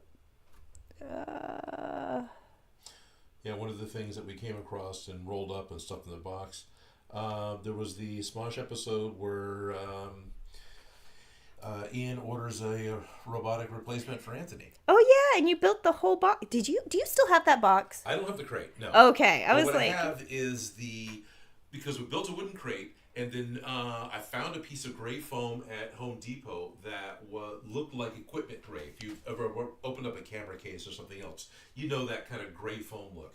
So I got a hold of some of that and then cut out, almost like a bathroom silhouette version of a human form. So Anthony can stand in this thing as if he was packed in a crate. And you looked up his dimensions online, so when he stepped into the crate, he was like, how did you know what shape I was? This is creepy. Yes, the fact that I got that right off of the Smosh Wiki really freaked him out. But I still have the main outline, the piece that we took out. I still have that piece of foam because I haven't done anything. So you have an Anthony hole. So I got an Anthony hole. Yeah. Put that into a wall so you... Right. Just set that in the wall and You'd have your own Looney Tunes. It's shaped like me. That's my hole. I gotta go. Never mind. That's a great comic, or it's not, depending on your opinion. That makes me laugh. Thank you, Smosh fans, for being so thorough that we could creep the out. Yeah, that was a highlight of that shoot. Was creeping it. I mean, I wasn't there at that point. I had a day job, and I wasn't there for the actual shoot. But yeah, I was there, and I have photos of him just being freaked out by stepping into it. Of him fitting in it and going. One day I'll go back through those old photos and be like, oh yeah, look at that Smosh episode. Yeah, yep. Yep. That was fun. Fun problems, right? Yeah, much fun problems. Oh, I definitely complained, but I had fun. I got to dress somebody up as a car. Remember that? That was traumatizing. Yes, you, Shane, right? Yeah. You had to dress him up to make so he was invisible in the car seat. Yeah. So he was the car seat. So he was the car seat. Yeah. You need me to dress you up as a what? Okay. Challenge accepted. Let's do this. Let's do this. All right. This is this week's problem. You ready for it? Yeah. What's this week's problem? We need 17 sets that are stacked on top of each other inside of the main studio so we can shoot 4 videos back to back with minimal interruption. Oh yeah, and then we need this set, and then we need to use the set that it's currently on right after that set. But we don't have time to reset the sets. Right. I remember those were your issues, and I was like, okay, I'm glad that they're stuck on your issues so that they're not being stuck on mine, because I have to dress 17 people all up into different that's worse. 17 Probably. outfits, and then it's like But herding cats. It's not 17 outfits. It's 17 times 2 or 3, depending on how many people are on set. Yeah, so if we have 17 scenes, and then we have 2 people per scene, Yeah, that's 34. Yeah. And then heaven forbid that there is like background people or it's in a crowded building and stuff. Yes, we use a lot of people from set just naturally wearing what you're wearing, but still Right. I have You to. can't do that for everything. Yeah, still have to dress people up. Still have to. Yeah. I remember more than once having to build restaurants. Mm-hmm. It's like, oh, great. Now I need multiple tables and chairs that match. Yeah, that's why I would tease the back of my left arm is going to be famous. Oh, yeah, it's totally famous. Right? It's all over the place. But fun problems, right? Yeah. I think these Is this people. working out for you? Reaching over like you were? Yeah. Oh, you've got the pots. I also have the pots, so it's just okay. kind of one of those that things. Works out well. Yeah, they're getting painted. The layers are coming on. I think I definitely will get better paint for the other set of them, but I got a set painted. Yeah. I got 10 people for my little town. 10 people for your little town are getting painted. 10 people in Fartland. So, what color hair are we putting on these people? I don't know. I don't care. That guy's a redhead. These all people have hats. None of these people. Well, no. One person has a hat and he's holding it. Yeah, you have to do hair. So I don't know if you wanted like natural hair. You could do orange and blonde, and there's browns. Yeah, you could do natural hairs. Yeah, these people all have hats, so I don't really have that problem. But I'm like, ooh, what color to make your hat? Because I don't want it to be like the matchy-matchy. It needs to be different. Right.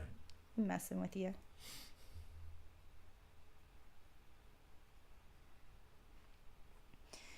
Yeah, they just need to be color blocks because, like, they're going to be on this, like that. On this, yeah. Oh, people.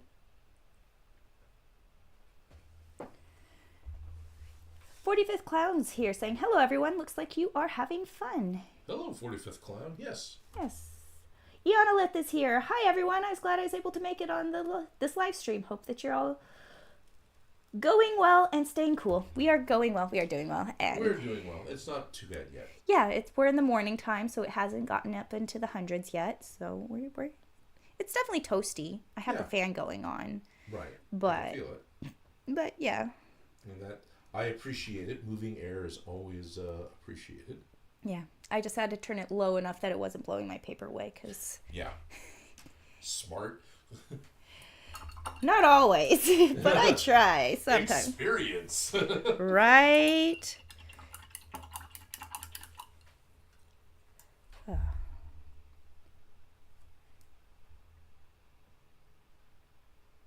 Yeah. I feel like I can go back through, take a little tiny Sharpie, clean up some of these edges, you know? Mm-hmm. But I have color down. Yeah. And then also, right now, my whole focus is this dude in blue suit holding his red coat. Right, which makes me think he's Superman holding his cape. I love it. But in all honesty, he's going to be a little tiny thing in and amongst the whole sea of little tiny things on a green dress that's moving.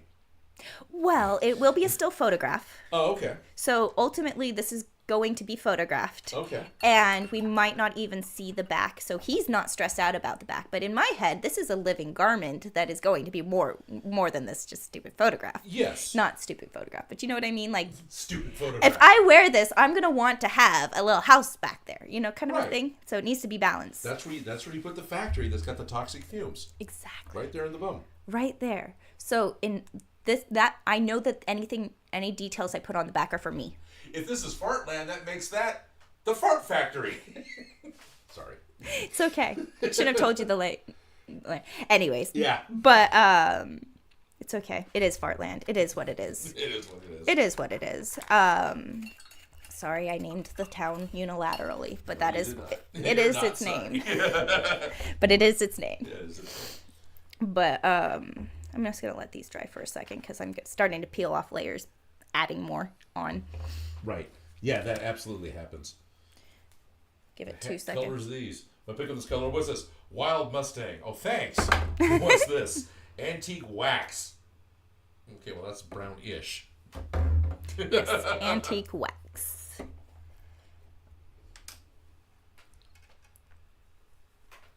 Mariah Woods, can you paint an African American lady for me, please? Of course. Sure. We'll make it a Mariah. You have the girls, so I got the girls. All right. you can make. Done and done. Yeah. we will have all the races here. I will be honest, didn't even occur to me. I wasn't worried about the color Skin of the tone because skin they were tones already yet. built. Yeah, I was just going to leave it alone. But of course, that makes them all slightly pinkish, right? So. Yup. So, done and done. For you, Mariah. Yeah.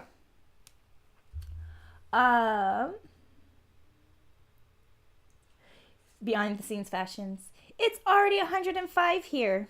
Oh man, it's gonna get there here today, I think. Yeah, no, it's cooling off because I know we were supposed to get up to 115 and then it was supposed to be on the downhill after the weekend. But it's still going to be like 95 next weekend, like at Stockton Con. Yeah, well, that was 99. Like 99. Yeah. Like it was going to dip into Like, the 90s, but yeah. it's still 90s. Yeah, it's 99. It's not 100, it's 99. Yeah, but. Yeah. Yeah, so trying to stay cool. I honestly prefer this heat to the cool, you know what I mean? Right. But that's my personal. That's all good. Yeah, I'll be fine when I'm burning in hell. Cheers Yes. to that. I'll be Good for you. comfortable and warm, but Oh, it's about time it's warm. Wait, what do you mean? This part of hell's frozen just for me? right. Up yours, Satan! That's exactly what would happen, isn't it? Schultz Division, come to a European con sometimes. 100% when I'm invited. Like, and it's not going to cost me an arm and a leg. Right. I want to go to a European. I would love just to run over there and visit some of you people. Just have fun and see stuff. I like traveling. I can't afford it. At the moment, I can't afford it. So. Oh, speaking of which, just random thought that popped into my head, and you can say absolutely not. No! But what if we did a meetup at the Crocker Art Museum for the exhibit? Like, did a random meetup, like where we pick a day and a time. And if you wanted to go, like, we could invite. We could invite a lot of people. Yeah, we would be inviting a lot of the people that we already know who are local. There may be others who are local as well. I'm okay with that. Yeah, I don't know. Just saying, if you wanted to do a meetup, that's a fun one. Yeah. That is a fun one, and that's an easy one, and that also gives something to do. It's a public venue. It is a focused event, and It showcases the artwork. showcases the artwork that we've worked on. Yeah. So Yeah. we'll have to do that. We have 3 months. Well, we have a couple months. We have till October. We have till October. We have about 3 months. Yeah. So Yeah. we'll have to pick a date. Yeah, and do that. Yeah. Ionolith, great to have inclusion. Yes, of course. Like, Yeah, no, we it need is all great. sorts of people. In my head, this guy's Mexican because this looks like a sombrero. Like, it just looks like a practical. Okay. I just No. saw a farm worker with Oh, you with thought. his he's got coveralls or overalls, not coveralls. Yeah, he has. He's carrying a bucket, and so he's got his farmer's hat on. I know, but it's a pointy one, so it's more. Yeah. Oh, that's fine. I don't know. I'm just making things up. But yes, all of these people are going to be completely. Yeah, no, and it's good to have inclusion, and it's Yeah. possibly telling, and I apologize that it didn't even occur to me. It's like these are just the colors that they are, and it's fine. Moving on, and it didn't even occur to me that I should paint some diversity into the people. Well, now you're learning and So, growing. The I best way apologize. to like get out of your ways is to acknowledge them and put yourself into the situations where you can see others' points of view. So Yeah. yes. On the flip side, sort of, when we were working in my day job doing video about groundwater, and we are have to do it in some different languages, and so we start getting, who are you looking for in order to be the voice of the Spanish video, the voice of the Punjabi video, the voice of the Hmong video, and it's like, I don't care as long as as long as they got good camera presence. I don't care what gender they are. I don't care really what nationality they are. Right. As long as they can speak the language and they look good on camera, I don't care. It's hard sometimes, like working with people. Like we did a lot of hospital work early on. Well, Yeah. I did. I don't think No, you I weren't on that, but No. we would be interviewing doctors and nurses and these really smart, intelligent Yes. people at the top of their fields, and we Right. put a camera in front of them, and all of a sudden, No. Yes. they can't. No, I run into that a lot with engineers. Yeah. And the engineers will, and it's probably true for the other really, really educated people, they'll trip themselves up because they're afraid of saying the wrong thing or afraid of not sounding right on camera. Just even saying, like, poor Jennifer. Poor Jennifer. I will never forget her name because it's like, can you just say, hi, I'm Jennifer? Yeah. That was the most difficult thing to get her to introduce herself because it just, the camera, it just, it's intimidating. It's a lot. Like, even just doing these silly live streams where my dogs are like, what are you doing talking to a little... Yeah, no one's here, Mom. What are you doing? Kind of a thing. It's not the easiest, but... No, it's not. But, yeah, no, I can see that as when you are the person developing a project, can you talk on camera is, like, my main... Yeah. My main focus. You have a presence, you can... Yeah, what's your energy on camera? And yeah. And that's a weird thing you don't think about.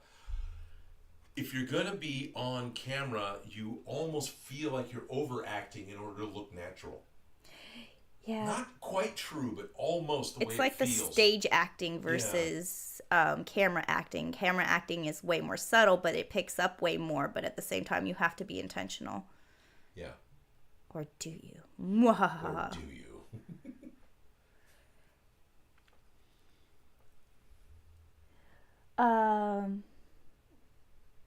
Well, I'm mixed Asian, part white, so I'll ask you if you can make one for me.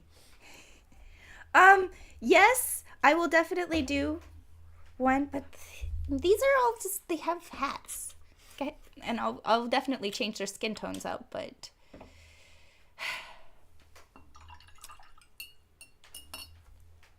I like them.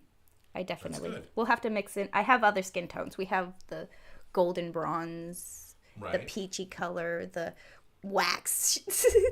Yes. You know, like. Well, the antique wax I just used for her skin tone, and it turned out really nice. His hair. Yeah. And then I watered it down for her hair.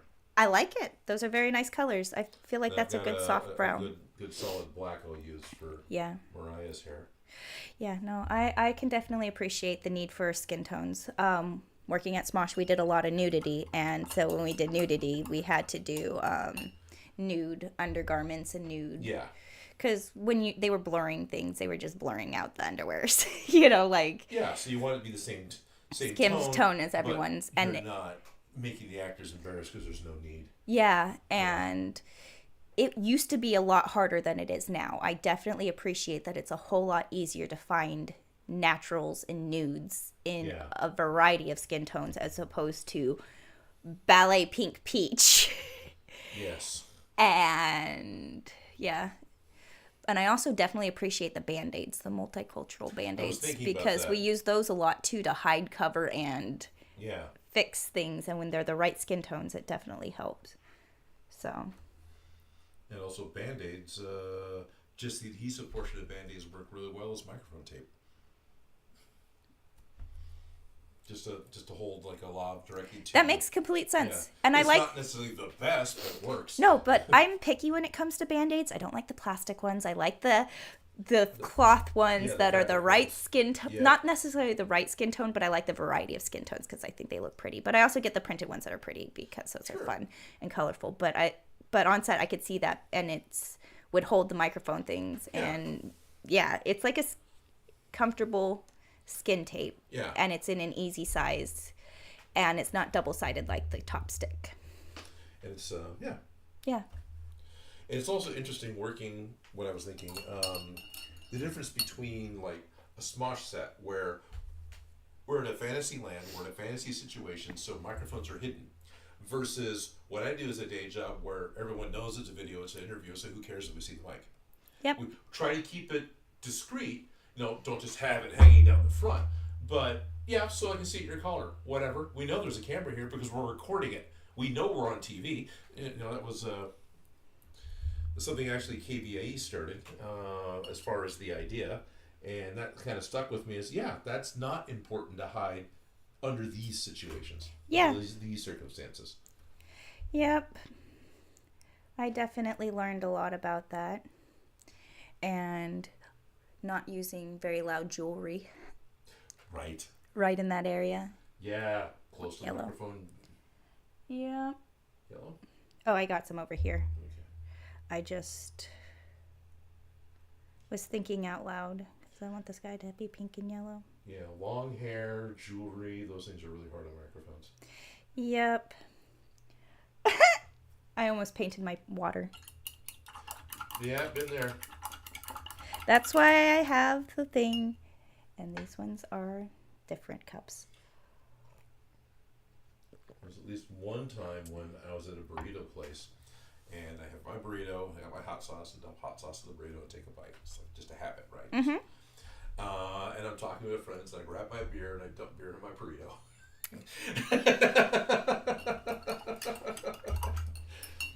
Right? Yep, sorry. Beer battered burrito there. A wet burrito. It wasn't too bad, right? Because I wasn't like, rah! Yeah, you caught it pretty quickly, but still it was a little wetter than it was before. Yeah, that was not what I wanted to do. Yeah. All right, I think I'm going to take a break from these people because they're starting to look worse before they look better. You know what I mean? Yeah. Oh, I like it. You definitely got to get into the hairs. Try to do a little more, yeah. All right, let's do here. You want to do okay? So we can show Mariah. Sure. Show Mariah. Yeah, show Mariah, the little mini Mariah. Come back over here again. Yeah, just as you stick your camera stand into the paint itself. Uh-huh.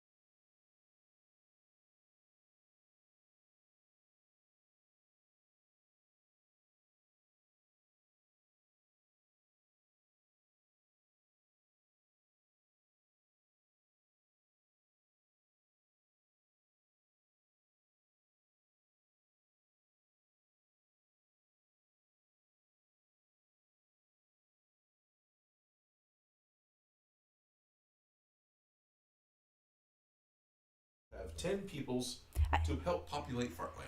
Yep. So we're slowly going to be adding those to here. All right. When's your deadline on this? How much time have you got? There is no hard deadline. Oh, well, that would help. Yeah. So I mean, that could also hinder, but that would help. Here, I'll put it over here. Okay. Out of the way. Control. Oh yeah, you can have control if you'd like, but I don't need it. It's not my phone. Yeah. It's so easy to just put things off of camera. Oh, isn't it? Out of camera. Great. Yeah. Oh, look at you can see that they're lagged way behind us. Yeah, there's always like a minute lag or so. Mariah Sorry, says, bumped the mic. "Awesome, I look cute." Right on. You're welcome. Thank you for calling attention to that, and yeah. Yes. Appreciate it. And I will probably be painting more people. I'll see if Jody wants to come help me paint people. Oh, that'd be cool. Right, and get all the people Yeah, painted. I need to see if I need to go over and visit Jody. Yes. Go say hi for me. You'll see if she can't make my hair grayer like she usually does. Trimmed all the color bits off. Oh, look, more gray. No, it's not that. It's not that bad. Yeah, but Yana says, I love wearing hats, so we'll have to do one of Yanolith. Okay. Yeah. Well, you got all the hat people, and there's Well, I have a whole nother set of people, so we'll have to do it. Are they the same people, or are they different peoples? Close-up cam doesn't have audio. Well, that's good to know. I will. Oh, well, nuts. Something to fix. Right, I'm learning, but it's okay. I know how to do it now on OBS as opposed to before I didn't. The learning curve has helped. Yeah. Yeah, so we're figuring it out.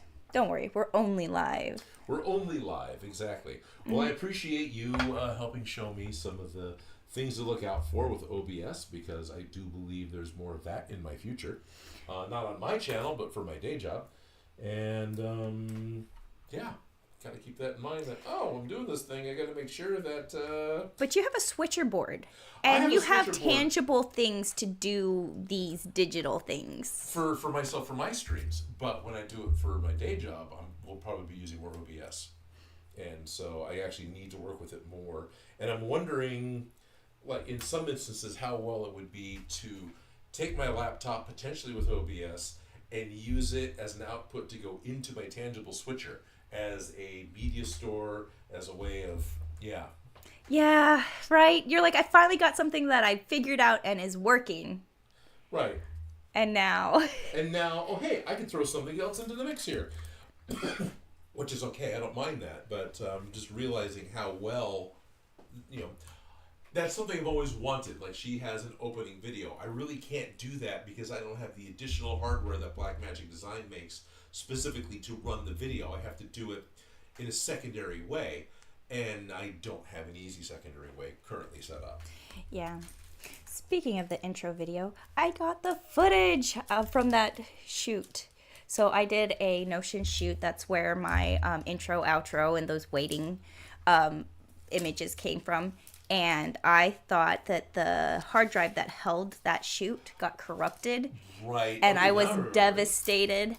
And I was trying to figure out how I could save a hard drive. Turns out there was a backup that I had on Javier's computer. Oh. And so he was able to save it, and so now it's on a hard drive in my living room now. And I can go back through and get some more of that footage off because it's very low quality now that I'm using because I had lost the originals, and now I have the originals, and I have that whole shoot, that whole collection, and it's like, because it was a lot of work. That was a panorama pandemic project. I almost did. Thank you. I really did. I was about to go get a drink. I was like, hey, look at this. Oh, this looks yummy. Oh, it tastes chalky. Right. At least it's not toxic. Who all here has drank the paint water unintentionally? I've painted the drink water. I've painted the drink water, too. Don't drink the paint water. Don't paint the drink water. Remember, kids, hot things are hot. Sharp things burn and hot things cut. Safety third. Safety third.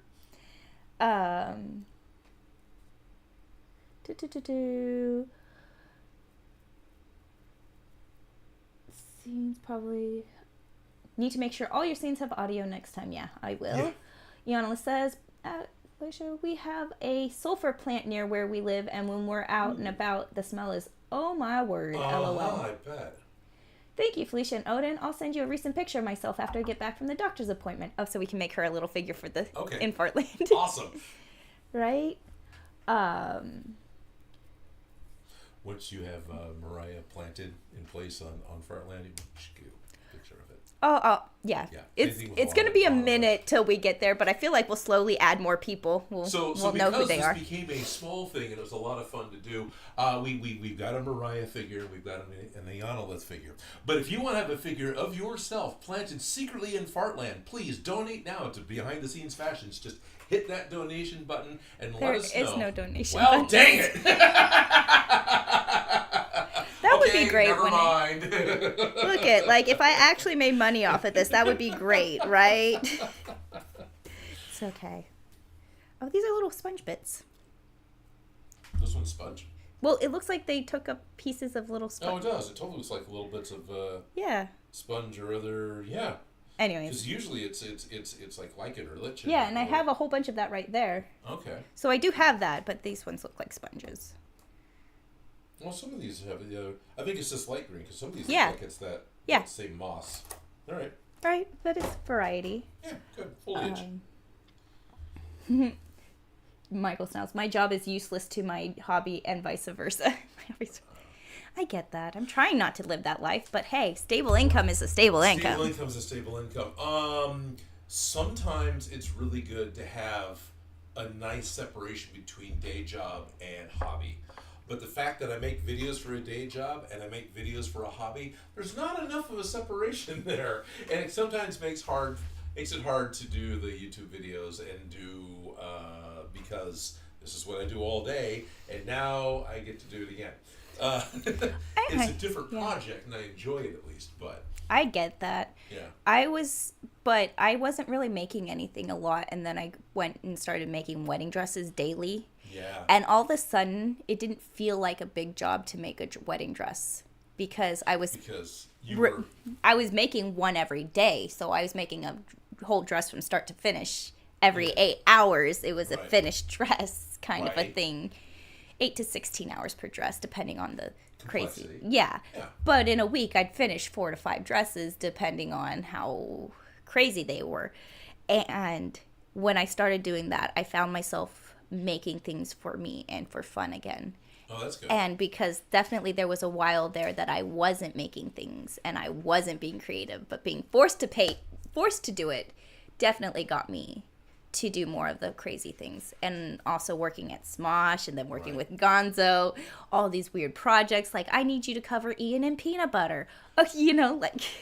Right. So basically, the more exposure you had to more other creative things, the more confident you got to do in my own and getting your own stuff, as opposed to being forced to do it to the point of burning out. Exactly. I never got a chance. It's not that I didn't have a chance to burn out. I definitely burnt out, but I got a little angry and was like, I'm doing this for everybody else. I need to do this for myself. If I can make a dress for somebody else, I can make it for me. If I can build this set for somebody else, I can build something for me. Okay. So I think it just was me getting angry at, That's all good. Because I thought, maybe I'd get burnt out working on, being in a creative field, but it's the opposite. I feel like the more opportunities that I've had to feel successful, it's pushed me to make my own stuff a little bit better. And even though I'm not doing it as much, I feel like I'm allowed to. Okay. I have permission from myself to make things for me and not just make things that I've been paid to make. Yeah, I understand. Yeah, so I get it. That's 100% get it, but I have that privilege right now. And all of this is kind of what led into doing your Notions shoot that you just got back, right? Because that was 100% for you. Yeah, that was just for me. It was my idea. There was like no... 7 outfits? 9 outfits? It was... because I had the measuring tape dress. Right. I had the pinned together dress that was red, and I had the pinned together dress that was white. I had the thread dress, or pantsuit, that was the string with the bobbin bustier. Oh, that's where the bobbins were. Yeah, that's where the bobbins were. That thing kept shocking me, electrocuting me from just hand sewing it. Just the friction, Yeah. You had the pattern raincoat with the vinyl? Pattern raincoat with... So took the pattern pieces for making a raincoat and used them to make the raincoat. Yeah. Specifically, that makes sense. Yeah. And then I think that was it. That sounds about right. 5? I think that was 5. Yeah. Because then we made some big set pieces, like giant size pins and... Yeah, giant size pins, giant size bobbins, a big red tomato. Right. And I had my dress form. Okay. Oh, wait. Here, look at fashion video. Okay. Our audio still going out? That's the coat. Chesting. Yes, it says the audio's going out. Okay. But see, there's the raincoat that's made out of the pattern pieces. That's a sewing kit that I'm chewing on. My purse is a sewing machine. That's a sewing machine that's behind us. Those are supposed to be pinned together shoes. But that is just one of the collection. There's also you've got to see the collection because you were there while I was... Yeah, I wasn't in the room doing the shoot, but I was in the building while you were getting changed. Yeah, and I remember coming to, oh, dude, I need this fixed. And I don't remember what was needed fixed. I just remember I needed help, and I were panicked and stressed, and I could fully appreciate that. Because so there's a lot that goes on in a shoot. Yeah. And being talent is a job in itself. Yes. Now, being the person who does the set, the person who's doing the directing, the person who did all the art, effectively being a one-person show. Yeah. I did have a good support team. You did. I did have people around me. You did. I did have a great photographer. You did. Thank you, Gonzo. Thank you. But it definitely, you could see it. And it's hard because when you are talent, you're not allowed to be stressed. Because you see the stress. You have to see the happy, the bubbly, the right mood. Yeah, people called me out, especially this last stream. Was like, Odin, you need to sleep. Yeah, I did. Well, we almost didn't do the live stream because you recognized that you needed the sleep. Yeah, because I pushed way too hard. You always do, and it's okay. But also, I'm like, all right, we'll take it easy. Yeah, which I appreciate. Keep the expectations low.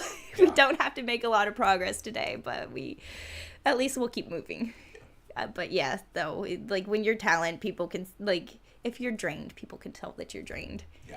And in fashion, it doesn't matter what you're wearing. It's more how the person is wearing it.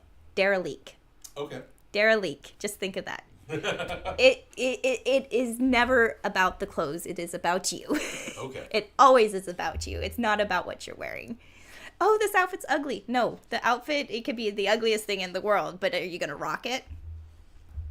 Okay. Anyways, those are my philosophies on fashion.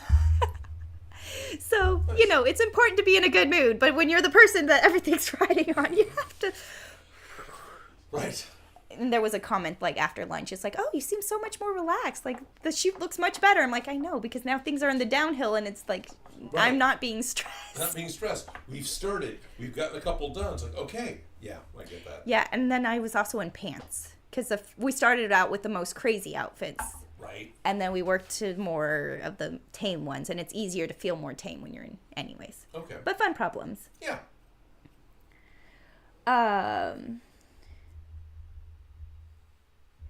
Michael Snell says, it just occurred to me the whole thing would have been easier with Lego. Oh, yeah. No, this would totally be a fun Lego town. Like, yeah, it would. But then it would be specifically a Lego dress as opposed to a model dress. Exactly. Yeah. And for Gonzo, I made those. You helped me. Yeah, we made Lego glasses. We made Lego house glasses that would be perfect with this look, especially if we did Legos. Yeah. And it's within theme, but yeah, we're going to be doing modeling, like, because we considered doing paper, we considered a lot of things, so he's doing the digital modeling. I know he's going to reach out to you to see about getting them printed. Yeah, I'm not surprised by that. So, that shouldn't be a problem. We got the resin printer we're able to do stuff with. Yeah. And try and keep it thin then, knowing that it's going to go on the dress. Yeah, and I was like, I like the resin printer if you have options, but I will say thank you to anything. But we do. But as somebody from an outside, no printing experience, seeing finished prints, the ones that come off of the resin printer are I'm like, these ones look significantly more finished. Yes. The resin printer has a much higher resolution, especially on something tiny like little people and little houses and little models, than the filament printer does, just by the nature of how it's printed. Yeah. Now that I've been around a person who knows what they're doing, because Shop Gremlin's really good with 3D printing, I have a much higher appreciation for filament printing than I had when I was trying to figure it out. Because I've seen some stuff come off of Shop Gremlin's printers that look really good, but still may not have the fine, tiny little details that we'll get off of the 6K resin printer that we've got. Yeah, when you do the little things, the resin printer, I notice the details, and it looks smooth and it looks clean. And the other printer, I'm like, it's lightweight. I will say thank you. Yeah. We can make it work. I will thank you. But I'm like, if you can, please use the resin one. Understood. Not a problem. Right. Excavated, that's the right word, the resin printer this weekend, so I actually have access to it again. So that's you guys have to talk so that I can have my things, but at the same time, I'm not ready for that problem yet. So the houses need to get printed. I have little tiny picket fences I'm excited to put on. Oh, that's cool. The trees have to go on. I think what I want to do is probably get my slits for the arms sewn in, because I've only been avoiding that because mentally I've patterned it in my head in my sleep a few times and it should work. But at the But same you haven't time, actually put it in the real world yet. exactly. Okay. So I may end up doing just a little test sample, working out my figuring it out before I try and cut up. Okay. Because you can sew and rip things out, and so you don't really have to be like worried, oh no, if I sew this and I made a mistake, you can always... It's not permanent. Exactly. Okay. But once you cut fabric, you can't uncut fabric. And there is a stage where I have to cut, and I'm like, okay, let me just double check. But I have to add the slits, and I wanted to put the road on. Okay. So I have little people that can populate the thing, and I know it's going to take me a minute to get the double welted slits for the hands. Yeah, for the hands to come out. To have the hands come out, and they're. And is this? Yeah. Is it going to be longer, or is this it? This is it. Okay. Yeah, this is. No offense on that. I wasn't sure because I was picturing with the what you had that it was going to be longer. So we had that. Seem knee length. We had that discussion because we were talking about it, and he's like, I actually kind of wouldn't mind it being longer than floor length and having your stand on a box. And I was like, okay, I'm down for that, especially if we extended the cone. But then I had brought that, I can show you guys since it's right here. Show and tell. It is a camera. I brought this vintage cape that I have. Look at it. There's an arm. Oh, hey. Put that on a stress form for the moment. But this vintage cape. Oh, okay. And how long it is, and I was like, okay, so. Yeah, okay. Yeah, that's mid-thigh, just above the knee, and I see the little slits in front. Yeah. Okay. So instead of having like those slits where it's a flappy slip, I'm gonna do double welted pocket. Like it's gonna be like a pocket, but it's not a pocket. It's just gonna be slits for your arms to come out. Okay. Right here and here. So instead of doing it's off on the princess lines for the slits. Okay. I did a center. Okay. I did a center front line, and I'm going to add just holes. Okay. That are going to be double welted, meaning they're going to have little pieces of fabric on either side to stick through. Anyways, Okay. that's the plan, is to get the slits in and then to get the road down, because then once I have the basic infrastructure, then I could put the car crash, I could put the little farm, I could put the little factories, Okay. you know what I mean? I could put Yeah. the things on from there. And I don't want to do strips because I want to have curves. Right. You want a windy road. I want a windy road. So I'm probably going to, I have my pattern that I cleaned up and put away, so I don't know where it is. You'll find that it when goes, you need it. right? That I'm going to draw out the road, cut them out in that shape, curly cued, and then stick them on there. And I'm probably going to hand stitch them on the top, finish the edges, fold it under, possibly maybe do a fusible. I don't like to use fusible or sticky stuff, especially when I'm using nice fabrics. Yeah. Because like a polyester plastic or a, like something like that, I'll go crazy on. But this is like a nice wool and silk, and I'm like, I want this to be like a... Yeah, you want to maintain a high-end garment, not just a... So, like the cardboard dress, that was a artistic piece that was only going to be used for that shot. Okay. That shoot. This is going to be a garment that you could wear. Okay. You know what I mean? There's a difference. And so I want to keep that when I'm... So, if I may ask, you're making roads. What's your plan for the road markings? Like, are you going to have little white lines on the side of the road? You have a dash line down the middle? I definitely want a dash line down the middle. I'm not 100% sure, because on the edge markings, like if I want to just leave it black and less detail, less is more with probably. the white details, or if I want to give it kind of an edge, so then I layer the roads on top and do like a bias seam edge finish to finish that edge. Yeah. And work it into it, like whether I like sew something, flip it inside out, and have that little, like I am thinking about that. I haven't 100% decided, but I know I just want that little white dash down the center as a 2-lane road, and less is more. And if you're having an auto accident at one point, are you putting it in an intersection? Yes. Okay. There's going to be like, I think a little loop-de-loop here. Okay. And there's going to be a car crossing up here. Like we You guys have planned it. You've mapped it out. We generically mapped it out. I have to go back and look at the episode Raoul was on because that's where we sat and talked about it. Oh, nice. Okay. And figuring out where the roads are going to be. So I'll have to go back and watch that to remember what we talked about. And then I'll draw those roads on. And if we're using these size people, technically this is the scale of how wide they should be. But I kind of prefer this width. Yeah. Well, yes. For the roads. For the roads. I think that is a better width because you're going to have more scale. room for houses and the model's arms and everything else. Yeah. A 2-inch road, even though that's a skinny little narrow backwoods road. It's going to be a scary narrow backwoods city. I mean, fine. It's just fartland. And this is about the size of the cars.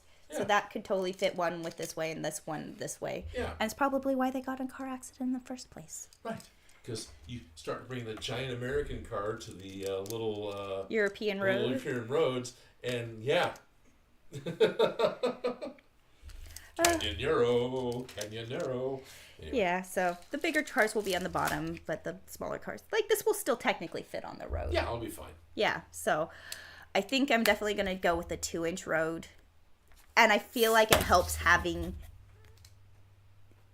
it up now, like where it's theoretically, when I'm just looking at the picture, right? Okay. I'm going, right, you have that picture of Gonzo's my rough sketch. This is your rough sketch? No, his rough sketch that he gave me, because I'm like, we have shoulders that we're going to deal with. Is that going to bother you? Right. Yeah, this isn't going to look just like this. Yeah, I know we're coning, but it's going to take a very specific model to find one that doesn't have shoulders. Well, which will solve the armhole problem. Well, also we were talking about, do we want to come up a little bit higher past the shoulders to emphasize that it's coning? Okay. Do a high thing. But then we decided that he already has a model picked out for this, so we already know who's going to be, he knows who's going to be wearing it. I have no idea. But he wants to see more neck and collarbone, so that's why we dropped it. And I'm like, we still have shoulders, so we're still going to focus. We're just going to have to deal with those. Right. But I tried to, I didn't do the boning till right about here, so past the shoulder point, so that it stays as circular and round and not ovaled as I possibly could. Okay. So that it keeps the oval and the shape, and that I don't bring it into a... Okay. You know what I mean? I think so, yes. I'm trying to keep the shape as cone as possible, but at the same time, we are dealing with actual bone structures that I can't just chop off people's arms here. No, you really shouldn't. No. Yeah. This is the same issue you run into with cosplay when you want to do something that was originally a cartoon or a non-human shape. You bring it into the real world, you're kind of stuck with, you've got these human dimensions, you got to make it fit. Yeah. Same with Gundams and all that kind of crazy stuff, so that's what I was thinking. Yeah. Yep. Yeah. These aren't real people. Gundams are humanoid shaped, but they aren't human shaped. And you got to think about Gundams when they have those big squares on either side for arms. Those aren't arm joints, and sometimes your arms have to be this long just to get into the joints to then have them like this. Yeah, with Joe's Gundam, they were off his shoulders, which made him look right. But in reality, his arms barely came out of the top of the red piece in the top. And I bet Dan's is similar, where then you've got the big shoulder piece that looks right. Everything follows visually, but his arm's not in there. It's a cap that hangs over them. Yep. Michael Schnell, are there any creators or makers you would like to work with? Yes, everybody. Yes. There's been a number I'd love to work with, or at least love to get to talk to. But, right? I have gotten to be... It has gotten to be so difficult for me to get my own creations done that I'm no longer trying to talk to anybody about doing anything because I'm not doing enough just for me. Right? So. Oh, I get it. I get that problem. Don't want to make more promises than I don't want to write more checks than I can cash. Yeah. Yep. Nope. That makes complete sense. And honestly, I like working with all sorts of people, and I say yes to opportunity. Yes, I do.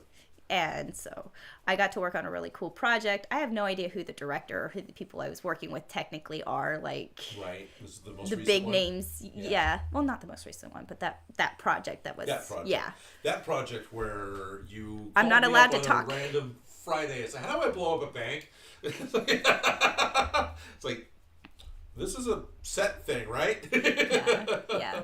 I wasn't in charge of the explosion, but I was in charge of helping with the explosion. Right. Yeah, fun problems. Yeah. But working with the people on that, it was really fun to just, like, the special effects guy, he's talking about how they're doing, he has brake lines, like, running through the, don't want to say the word bomb, whatever the projectile is. Oh, okay. You know, like, because he has it all modeled. He has a thing, and he's, like, he has the mold, and I'm watching him make this thing on set, not in a studio and sending it. Like, Okay. we're on set. And he has it so that he has the negative mold, and then he has the thing that goes inside of it, and he has, like, a brake line running through it so that when they do it, it can shoot and they can control it. I don't know exactly fully how it works, but it's like fun problems, and it's like love just talking to people and letting them geek out, because all of these people on set are professionals and have like huge egos who are like, I can't screw this up because then I don't get to brag about this project. Right. Or the big thing is with a lot of these types of projects, you're only good as the last project you did. So if it goes really bad, and even if it's not your fault, you could have fallout from it. Right, but it's still fun because it's like people taking pride in their job and understanding, like, when I do this big explosion, you're not seeing shockwaves. You visually can't see shockwaves. What can you see? You can see the paper. You can see the blinds wiggling out like noodles. You can see the laptop go up and then land between the two cars. You can see the diatomaceous earth puffs of shockwave. Right. The dust that gets pushed into gives you the visual boom, and I just really like working with people who are excited about the details of their craft, because when I get to talk to those people, it's fun, because then you learn so much about what we're looking at, what we're doing, and why. Yeah. Schultz Division. As a designer, I totally agree with Felicia on this matter. Well, thank you. I don't know what matter, but yes. Whatever it is, yes. Thank you. Not top. Will you push the small people through the holes, or are you going to gluing on top to attach the people? Because they've got the little base, probably. Yeah. I'm going to sew tiny little bits of the green felt to the bases of these people, and then I'm either going to glue them or stick them or sew them to pins so that I can pin them on top. So you're not going to see the pin part on the back. And if I need to add to that, I can put some more of the Ridgeline between. Right. To give them a flat surface in between if I need a little more structure and support. But these are going on pins. Right. Even the Ridgeline just kind of goes up and down to keep them from tilting. Yeah. Exactly. So these bases I'm going to, because now they have little shoes painted, I'll like just kind of go in there with some. They're just black shoes. It'd be easy to fix them anyway. No, I know. Like I'm not all black shoes. I'm not completely stressed, but I will go at least around the edges and get the green. Honestly, if you were to take your green paint and paint the base green first, you won't have to be as perfect with your fabric. Exactly. Yeah. I think that's probably going to be wise, but I'm going to just make sure that the fabric comes up and encroaches a little bit so I have something to sew into. Glue the fabric, and then I have it to sew to if I wanted to keep it permanently attached, but I can also sew it to the pin heads. I think that's probably a better plan. And I really want to use the pin heads because then I can move these people around. Which might be really good for the video and shipping, like her little tiny arm that's up, and same thing with some of your guys. I would hate for that to get caught on any other random piece when this dress is laid down. The good news is he's not, I don't think he has a studio in LA anymore, so it may be up here. So. Oh, okay. Who knows? Like I said, the Hopefully red one was shipped across the United States. I hope that's good news. For him, yes. For him. I hope that was his choice. Yeah, kind of a thing. Right. Hopefully it's good reasons, right? Right. I don't try to overpry, but yeah. Exactly. Ionolith, you need magnetic strips. Well, that would work. Magnets would work, but I'm just afraid of the shear and then them rubbing and then getting bumped and.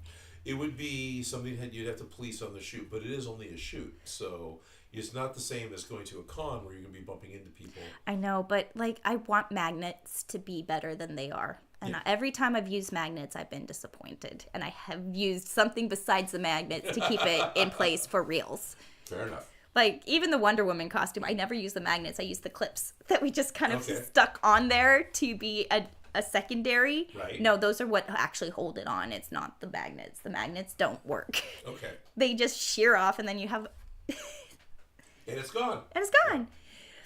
I've seen magnets work for people and things. They work in great in toys, but... They do. Nope, can't stop. Sorry. No worries. If you need more water, let me know. I've seen some magnet snaps where one side is a ring, the other side is a disc with a post, so they kind of interlock as well as magnet together. They do both. Wow, sorry guys. Okay. Ralph Mork is here saying, "Oi." Hello, Ralph. He got to work with one of his favorite creators a few months ago. Oh, cool. Yes, he did. Thank you very much, Ralph. Ralph Mork was nice enough to cast us a set of V-hooks for our proton packs that we're building over on my channel.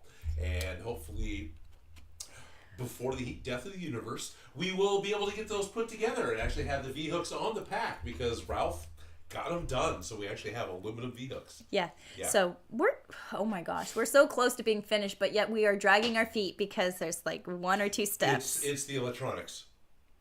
It's 100% is the electronics. Doing even as simple as putting a rewired flashlight into a prop adds so much time to the build because of considerations like how are you going to change the batteries, how are you going to charge the batteries, where are you going to put the button. And so proton pack, okay, it's easier because you've got that whole backplate you can work with as far as getting stuff in, but still haven't built one. Afraid of doing it wrong. Afraid of doing it right. Right? And the thing is like we have all the stuff to put it together and it could be visually done. Yeah. It could be visually done, something we could wear, we could show off, but without the bells and whistles, there's no point. Not that there's no point. Kind of, but yeah. But that's what we're getting stuck on, is that we really, really want to do bells and whistles, and we don't necessarily have the skills on our own or the bravery, and we just have to do it. But there's has volunteered to help with some of that, but we still need to get a purchase list of what we want to do in order to facilitate that. And then we need the money to do that. Maybe we could do a fundraising live stream to just get it finished and kicked off and done. Okay, maybe. It's not out of the realm of possibilities. You can do that on your stream. You are monetizable. But yeah, we're this close. Yeah. This close. This close. This close. So it's like one of those things that I have to keep an eye out for. A jumpsuit now. Yeah. Or make Easy one. enough. Yeah, that one's like one of those fun problems. Right. Because you can go to Action Army and Military Surplus and find yourself a jumpsuit. They're not that expensive there. No. Like, They're replicas is why, but who cares? Right? I don't care. No. That's right for me. Eonalis is trying to stay calm before heading out to the doctor's appointment. Good luck. You'll be fine, Yes. Eonalis. Take deep breaths, keeps your heart rate down, and then you'll have less issues. There you go. Schultz Division says, a friend of mine makes music videos, and I would like to collab with him someday to make something totally different and creative. I've been in a few of his videos before as a background character. Very cool. I like friends like that, right? Yeah. I have friends like that. Yes, you do have friends like that. And you've been a background character or a left shoulder. Oh, yeah. All the time. All the time. Yeah.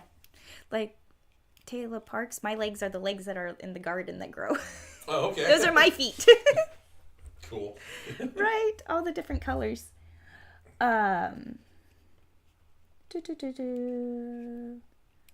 Ralph is amazing. Yeah, he is. Supportive and amazing and knowledgeable and not afraid to share what he knows, which is really cool. Right. Good community. Yeah. I appreciate Maker's Gonna Make, right? Maker's Gonna Make, and appreciate being around makers that are happy to make. Right. And the thing is it doesn't matter what you make. No. No, that's the best part. If you're a maker community, it doesn't matter what you're making. Yeah. No, you're just making. Uh-huh. Yeah. Can we do it? Yes, we can. Do we have the right stuff? Not necessarily, but is that going to stop us? Matter. Nope. Nope. I'm going to make a dress out of meat. Why? Well, it's been done. But anyway. Right. I definitely had a lot of fun making Lady Gaga costumes when I was working at the costume shop. She gave me so many fun things. We did her bubble dress. Okay. So we had little plastic, those Christmas ornaments on a nude. Anyways, yes. Okay. So much fun problems, right? Very cool. Okay. That's a conversation. Okay. Well, anyways, I think this is a good place to kind of end things. We got our Okay. little people painted. We got 2 sprues of people painted, pretty much. Right. 2 sprues. We got a little Mariah here. Yep. And I'll definitely go through and probably do some detail details work. That's awesome. Yeah. Maybe have Jody on come paint some people with me. Just Right on. get a bunch of people to help me finish all these. Yes, exactly. Please come be miserable with me while I paint these darn little people. Well, the thing is like, I don't mind crafting, but sometimes I just don't want to, like, there's times when I'm crafting because I don't want to socialize, but then there's times where I don't want to craft because I'd rather socialize. Right. And, like, I have this fabric that I told my friend Brianne, if you're watching this, come over and hang out with me and while I sew, and I will make it for you. Okay. You know, because Yeah. I don't want, like, if I'm sitting there on my own making it, I'm going to be bored out and my mind is never going to get finished. But you come and sit and talk to me while I'm doing it, I will make it for you. It'll have the great details, and we probably throw on a bolero with it. You know what I mean? Yep. Oh, I get it. Yeah, there's been times that I've been grateful to have somebody there in the shop with me, even though we're not interacting. Yeah, Yeah. sometimes just talk at me while I'm working. It's called body doubling, I think. It's like an actual term. Like, if you aren't being productive, you can have somebody, like, either on the phone or in the room with you while you're working on the project. Okay. And it's called body doubling, and it gets you more motivated to get things accomplished. And I'm Yes. like, that definitely does help, having another human being there.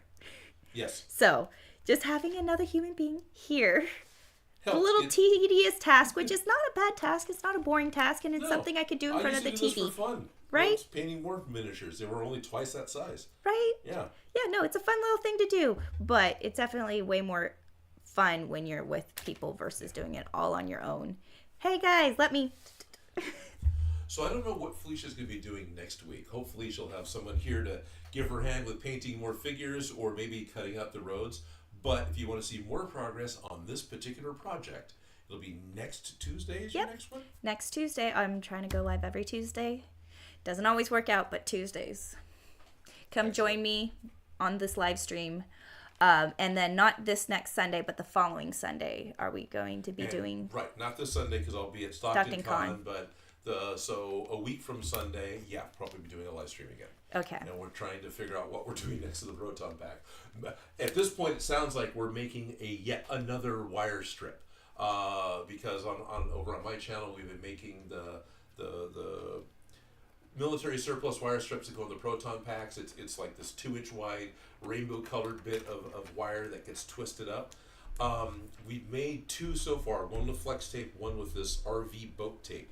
Well, the RV boat tape definitely looks better. The colors are crisper, it's not a foggy tape, and they seem to be holding okay, but in both cases, due to the 100-degree heat that we've been having, the tape is separating off of the wires. So we're talking about maybe trying yet again to do one where there's the voids between the wires, because if you look at the actual prop, it isn't a solid band of like ribbon cable that comes out of the computer. You've got a band of wire and then a 1/4 inch of nothing but laminate, and then a wire and then some laminate. So there's these sections in the middle where the tape can stick to itself. Yeah, and those channels I feel like would help things hold together. And plus the flex tape, Yeah. it looks like crap in comparison to the boat tape. And I look at it and I go, I don't want that one. And I would feel guilty saying, you take the ugly one. And so let's not make an ugly one. Right. Now, the other fun thing to try and keep in mind is we haven't done any weathering in the packs yet. And I've seen some different Ghostbuster packs where the cable is so heavily weathered, the flex tape one will be just fine. But doesn't matter. Let's make one that we're comfortable with, begin with, and keep going with it. Even if I have to make another set of the aluminum pieces, that's not that big of a deal. So Yeah. I've got the pattern for it. Right. You really do. So Yeah. at the end of the day, it's not the end of the world, but we're also, it'll dragging our feet a little bit before working on the electronics. Right. Well, there's the money to be able to buy the electronics. There's the time for the electronics to get shipped here. And then there's prototyping to make sure we got all the...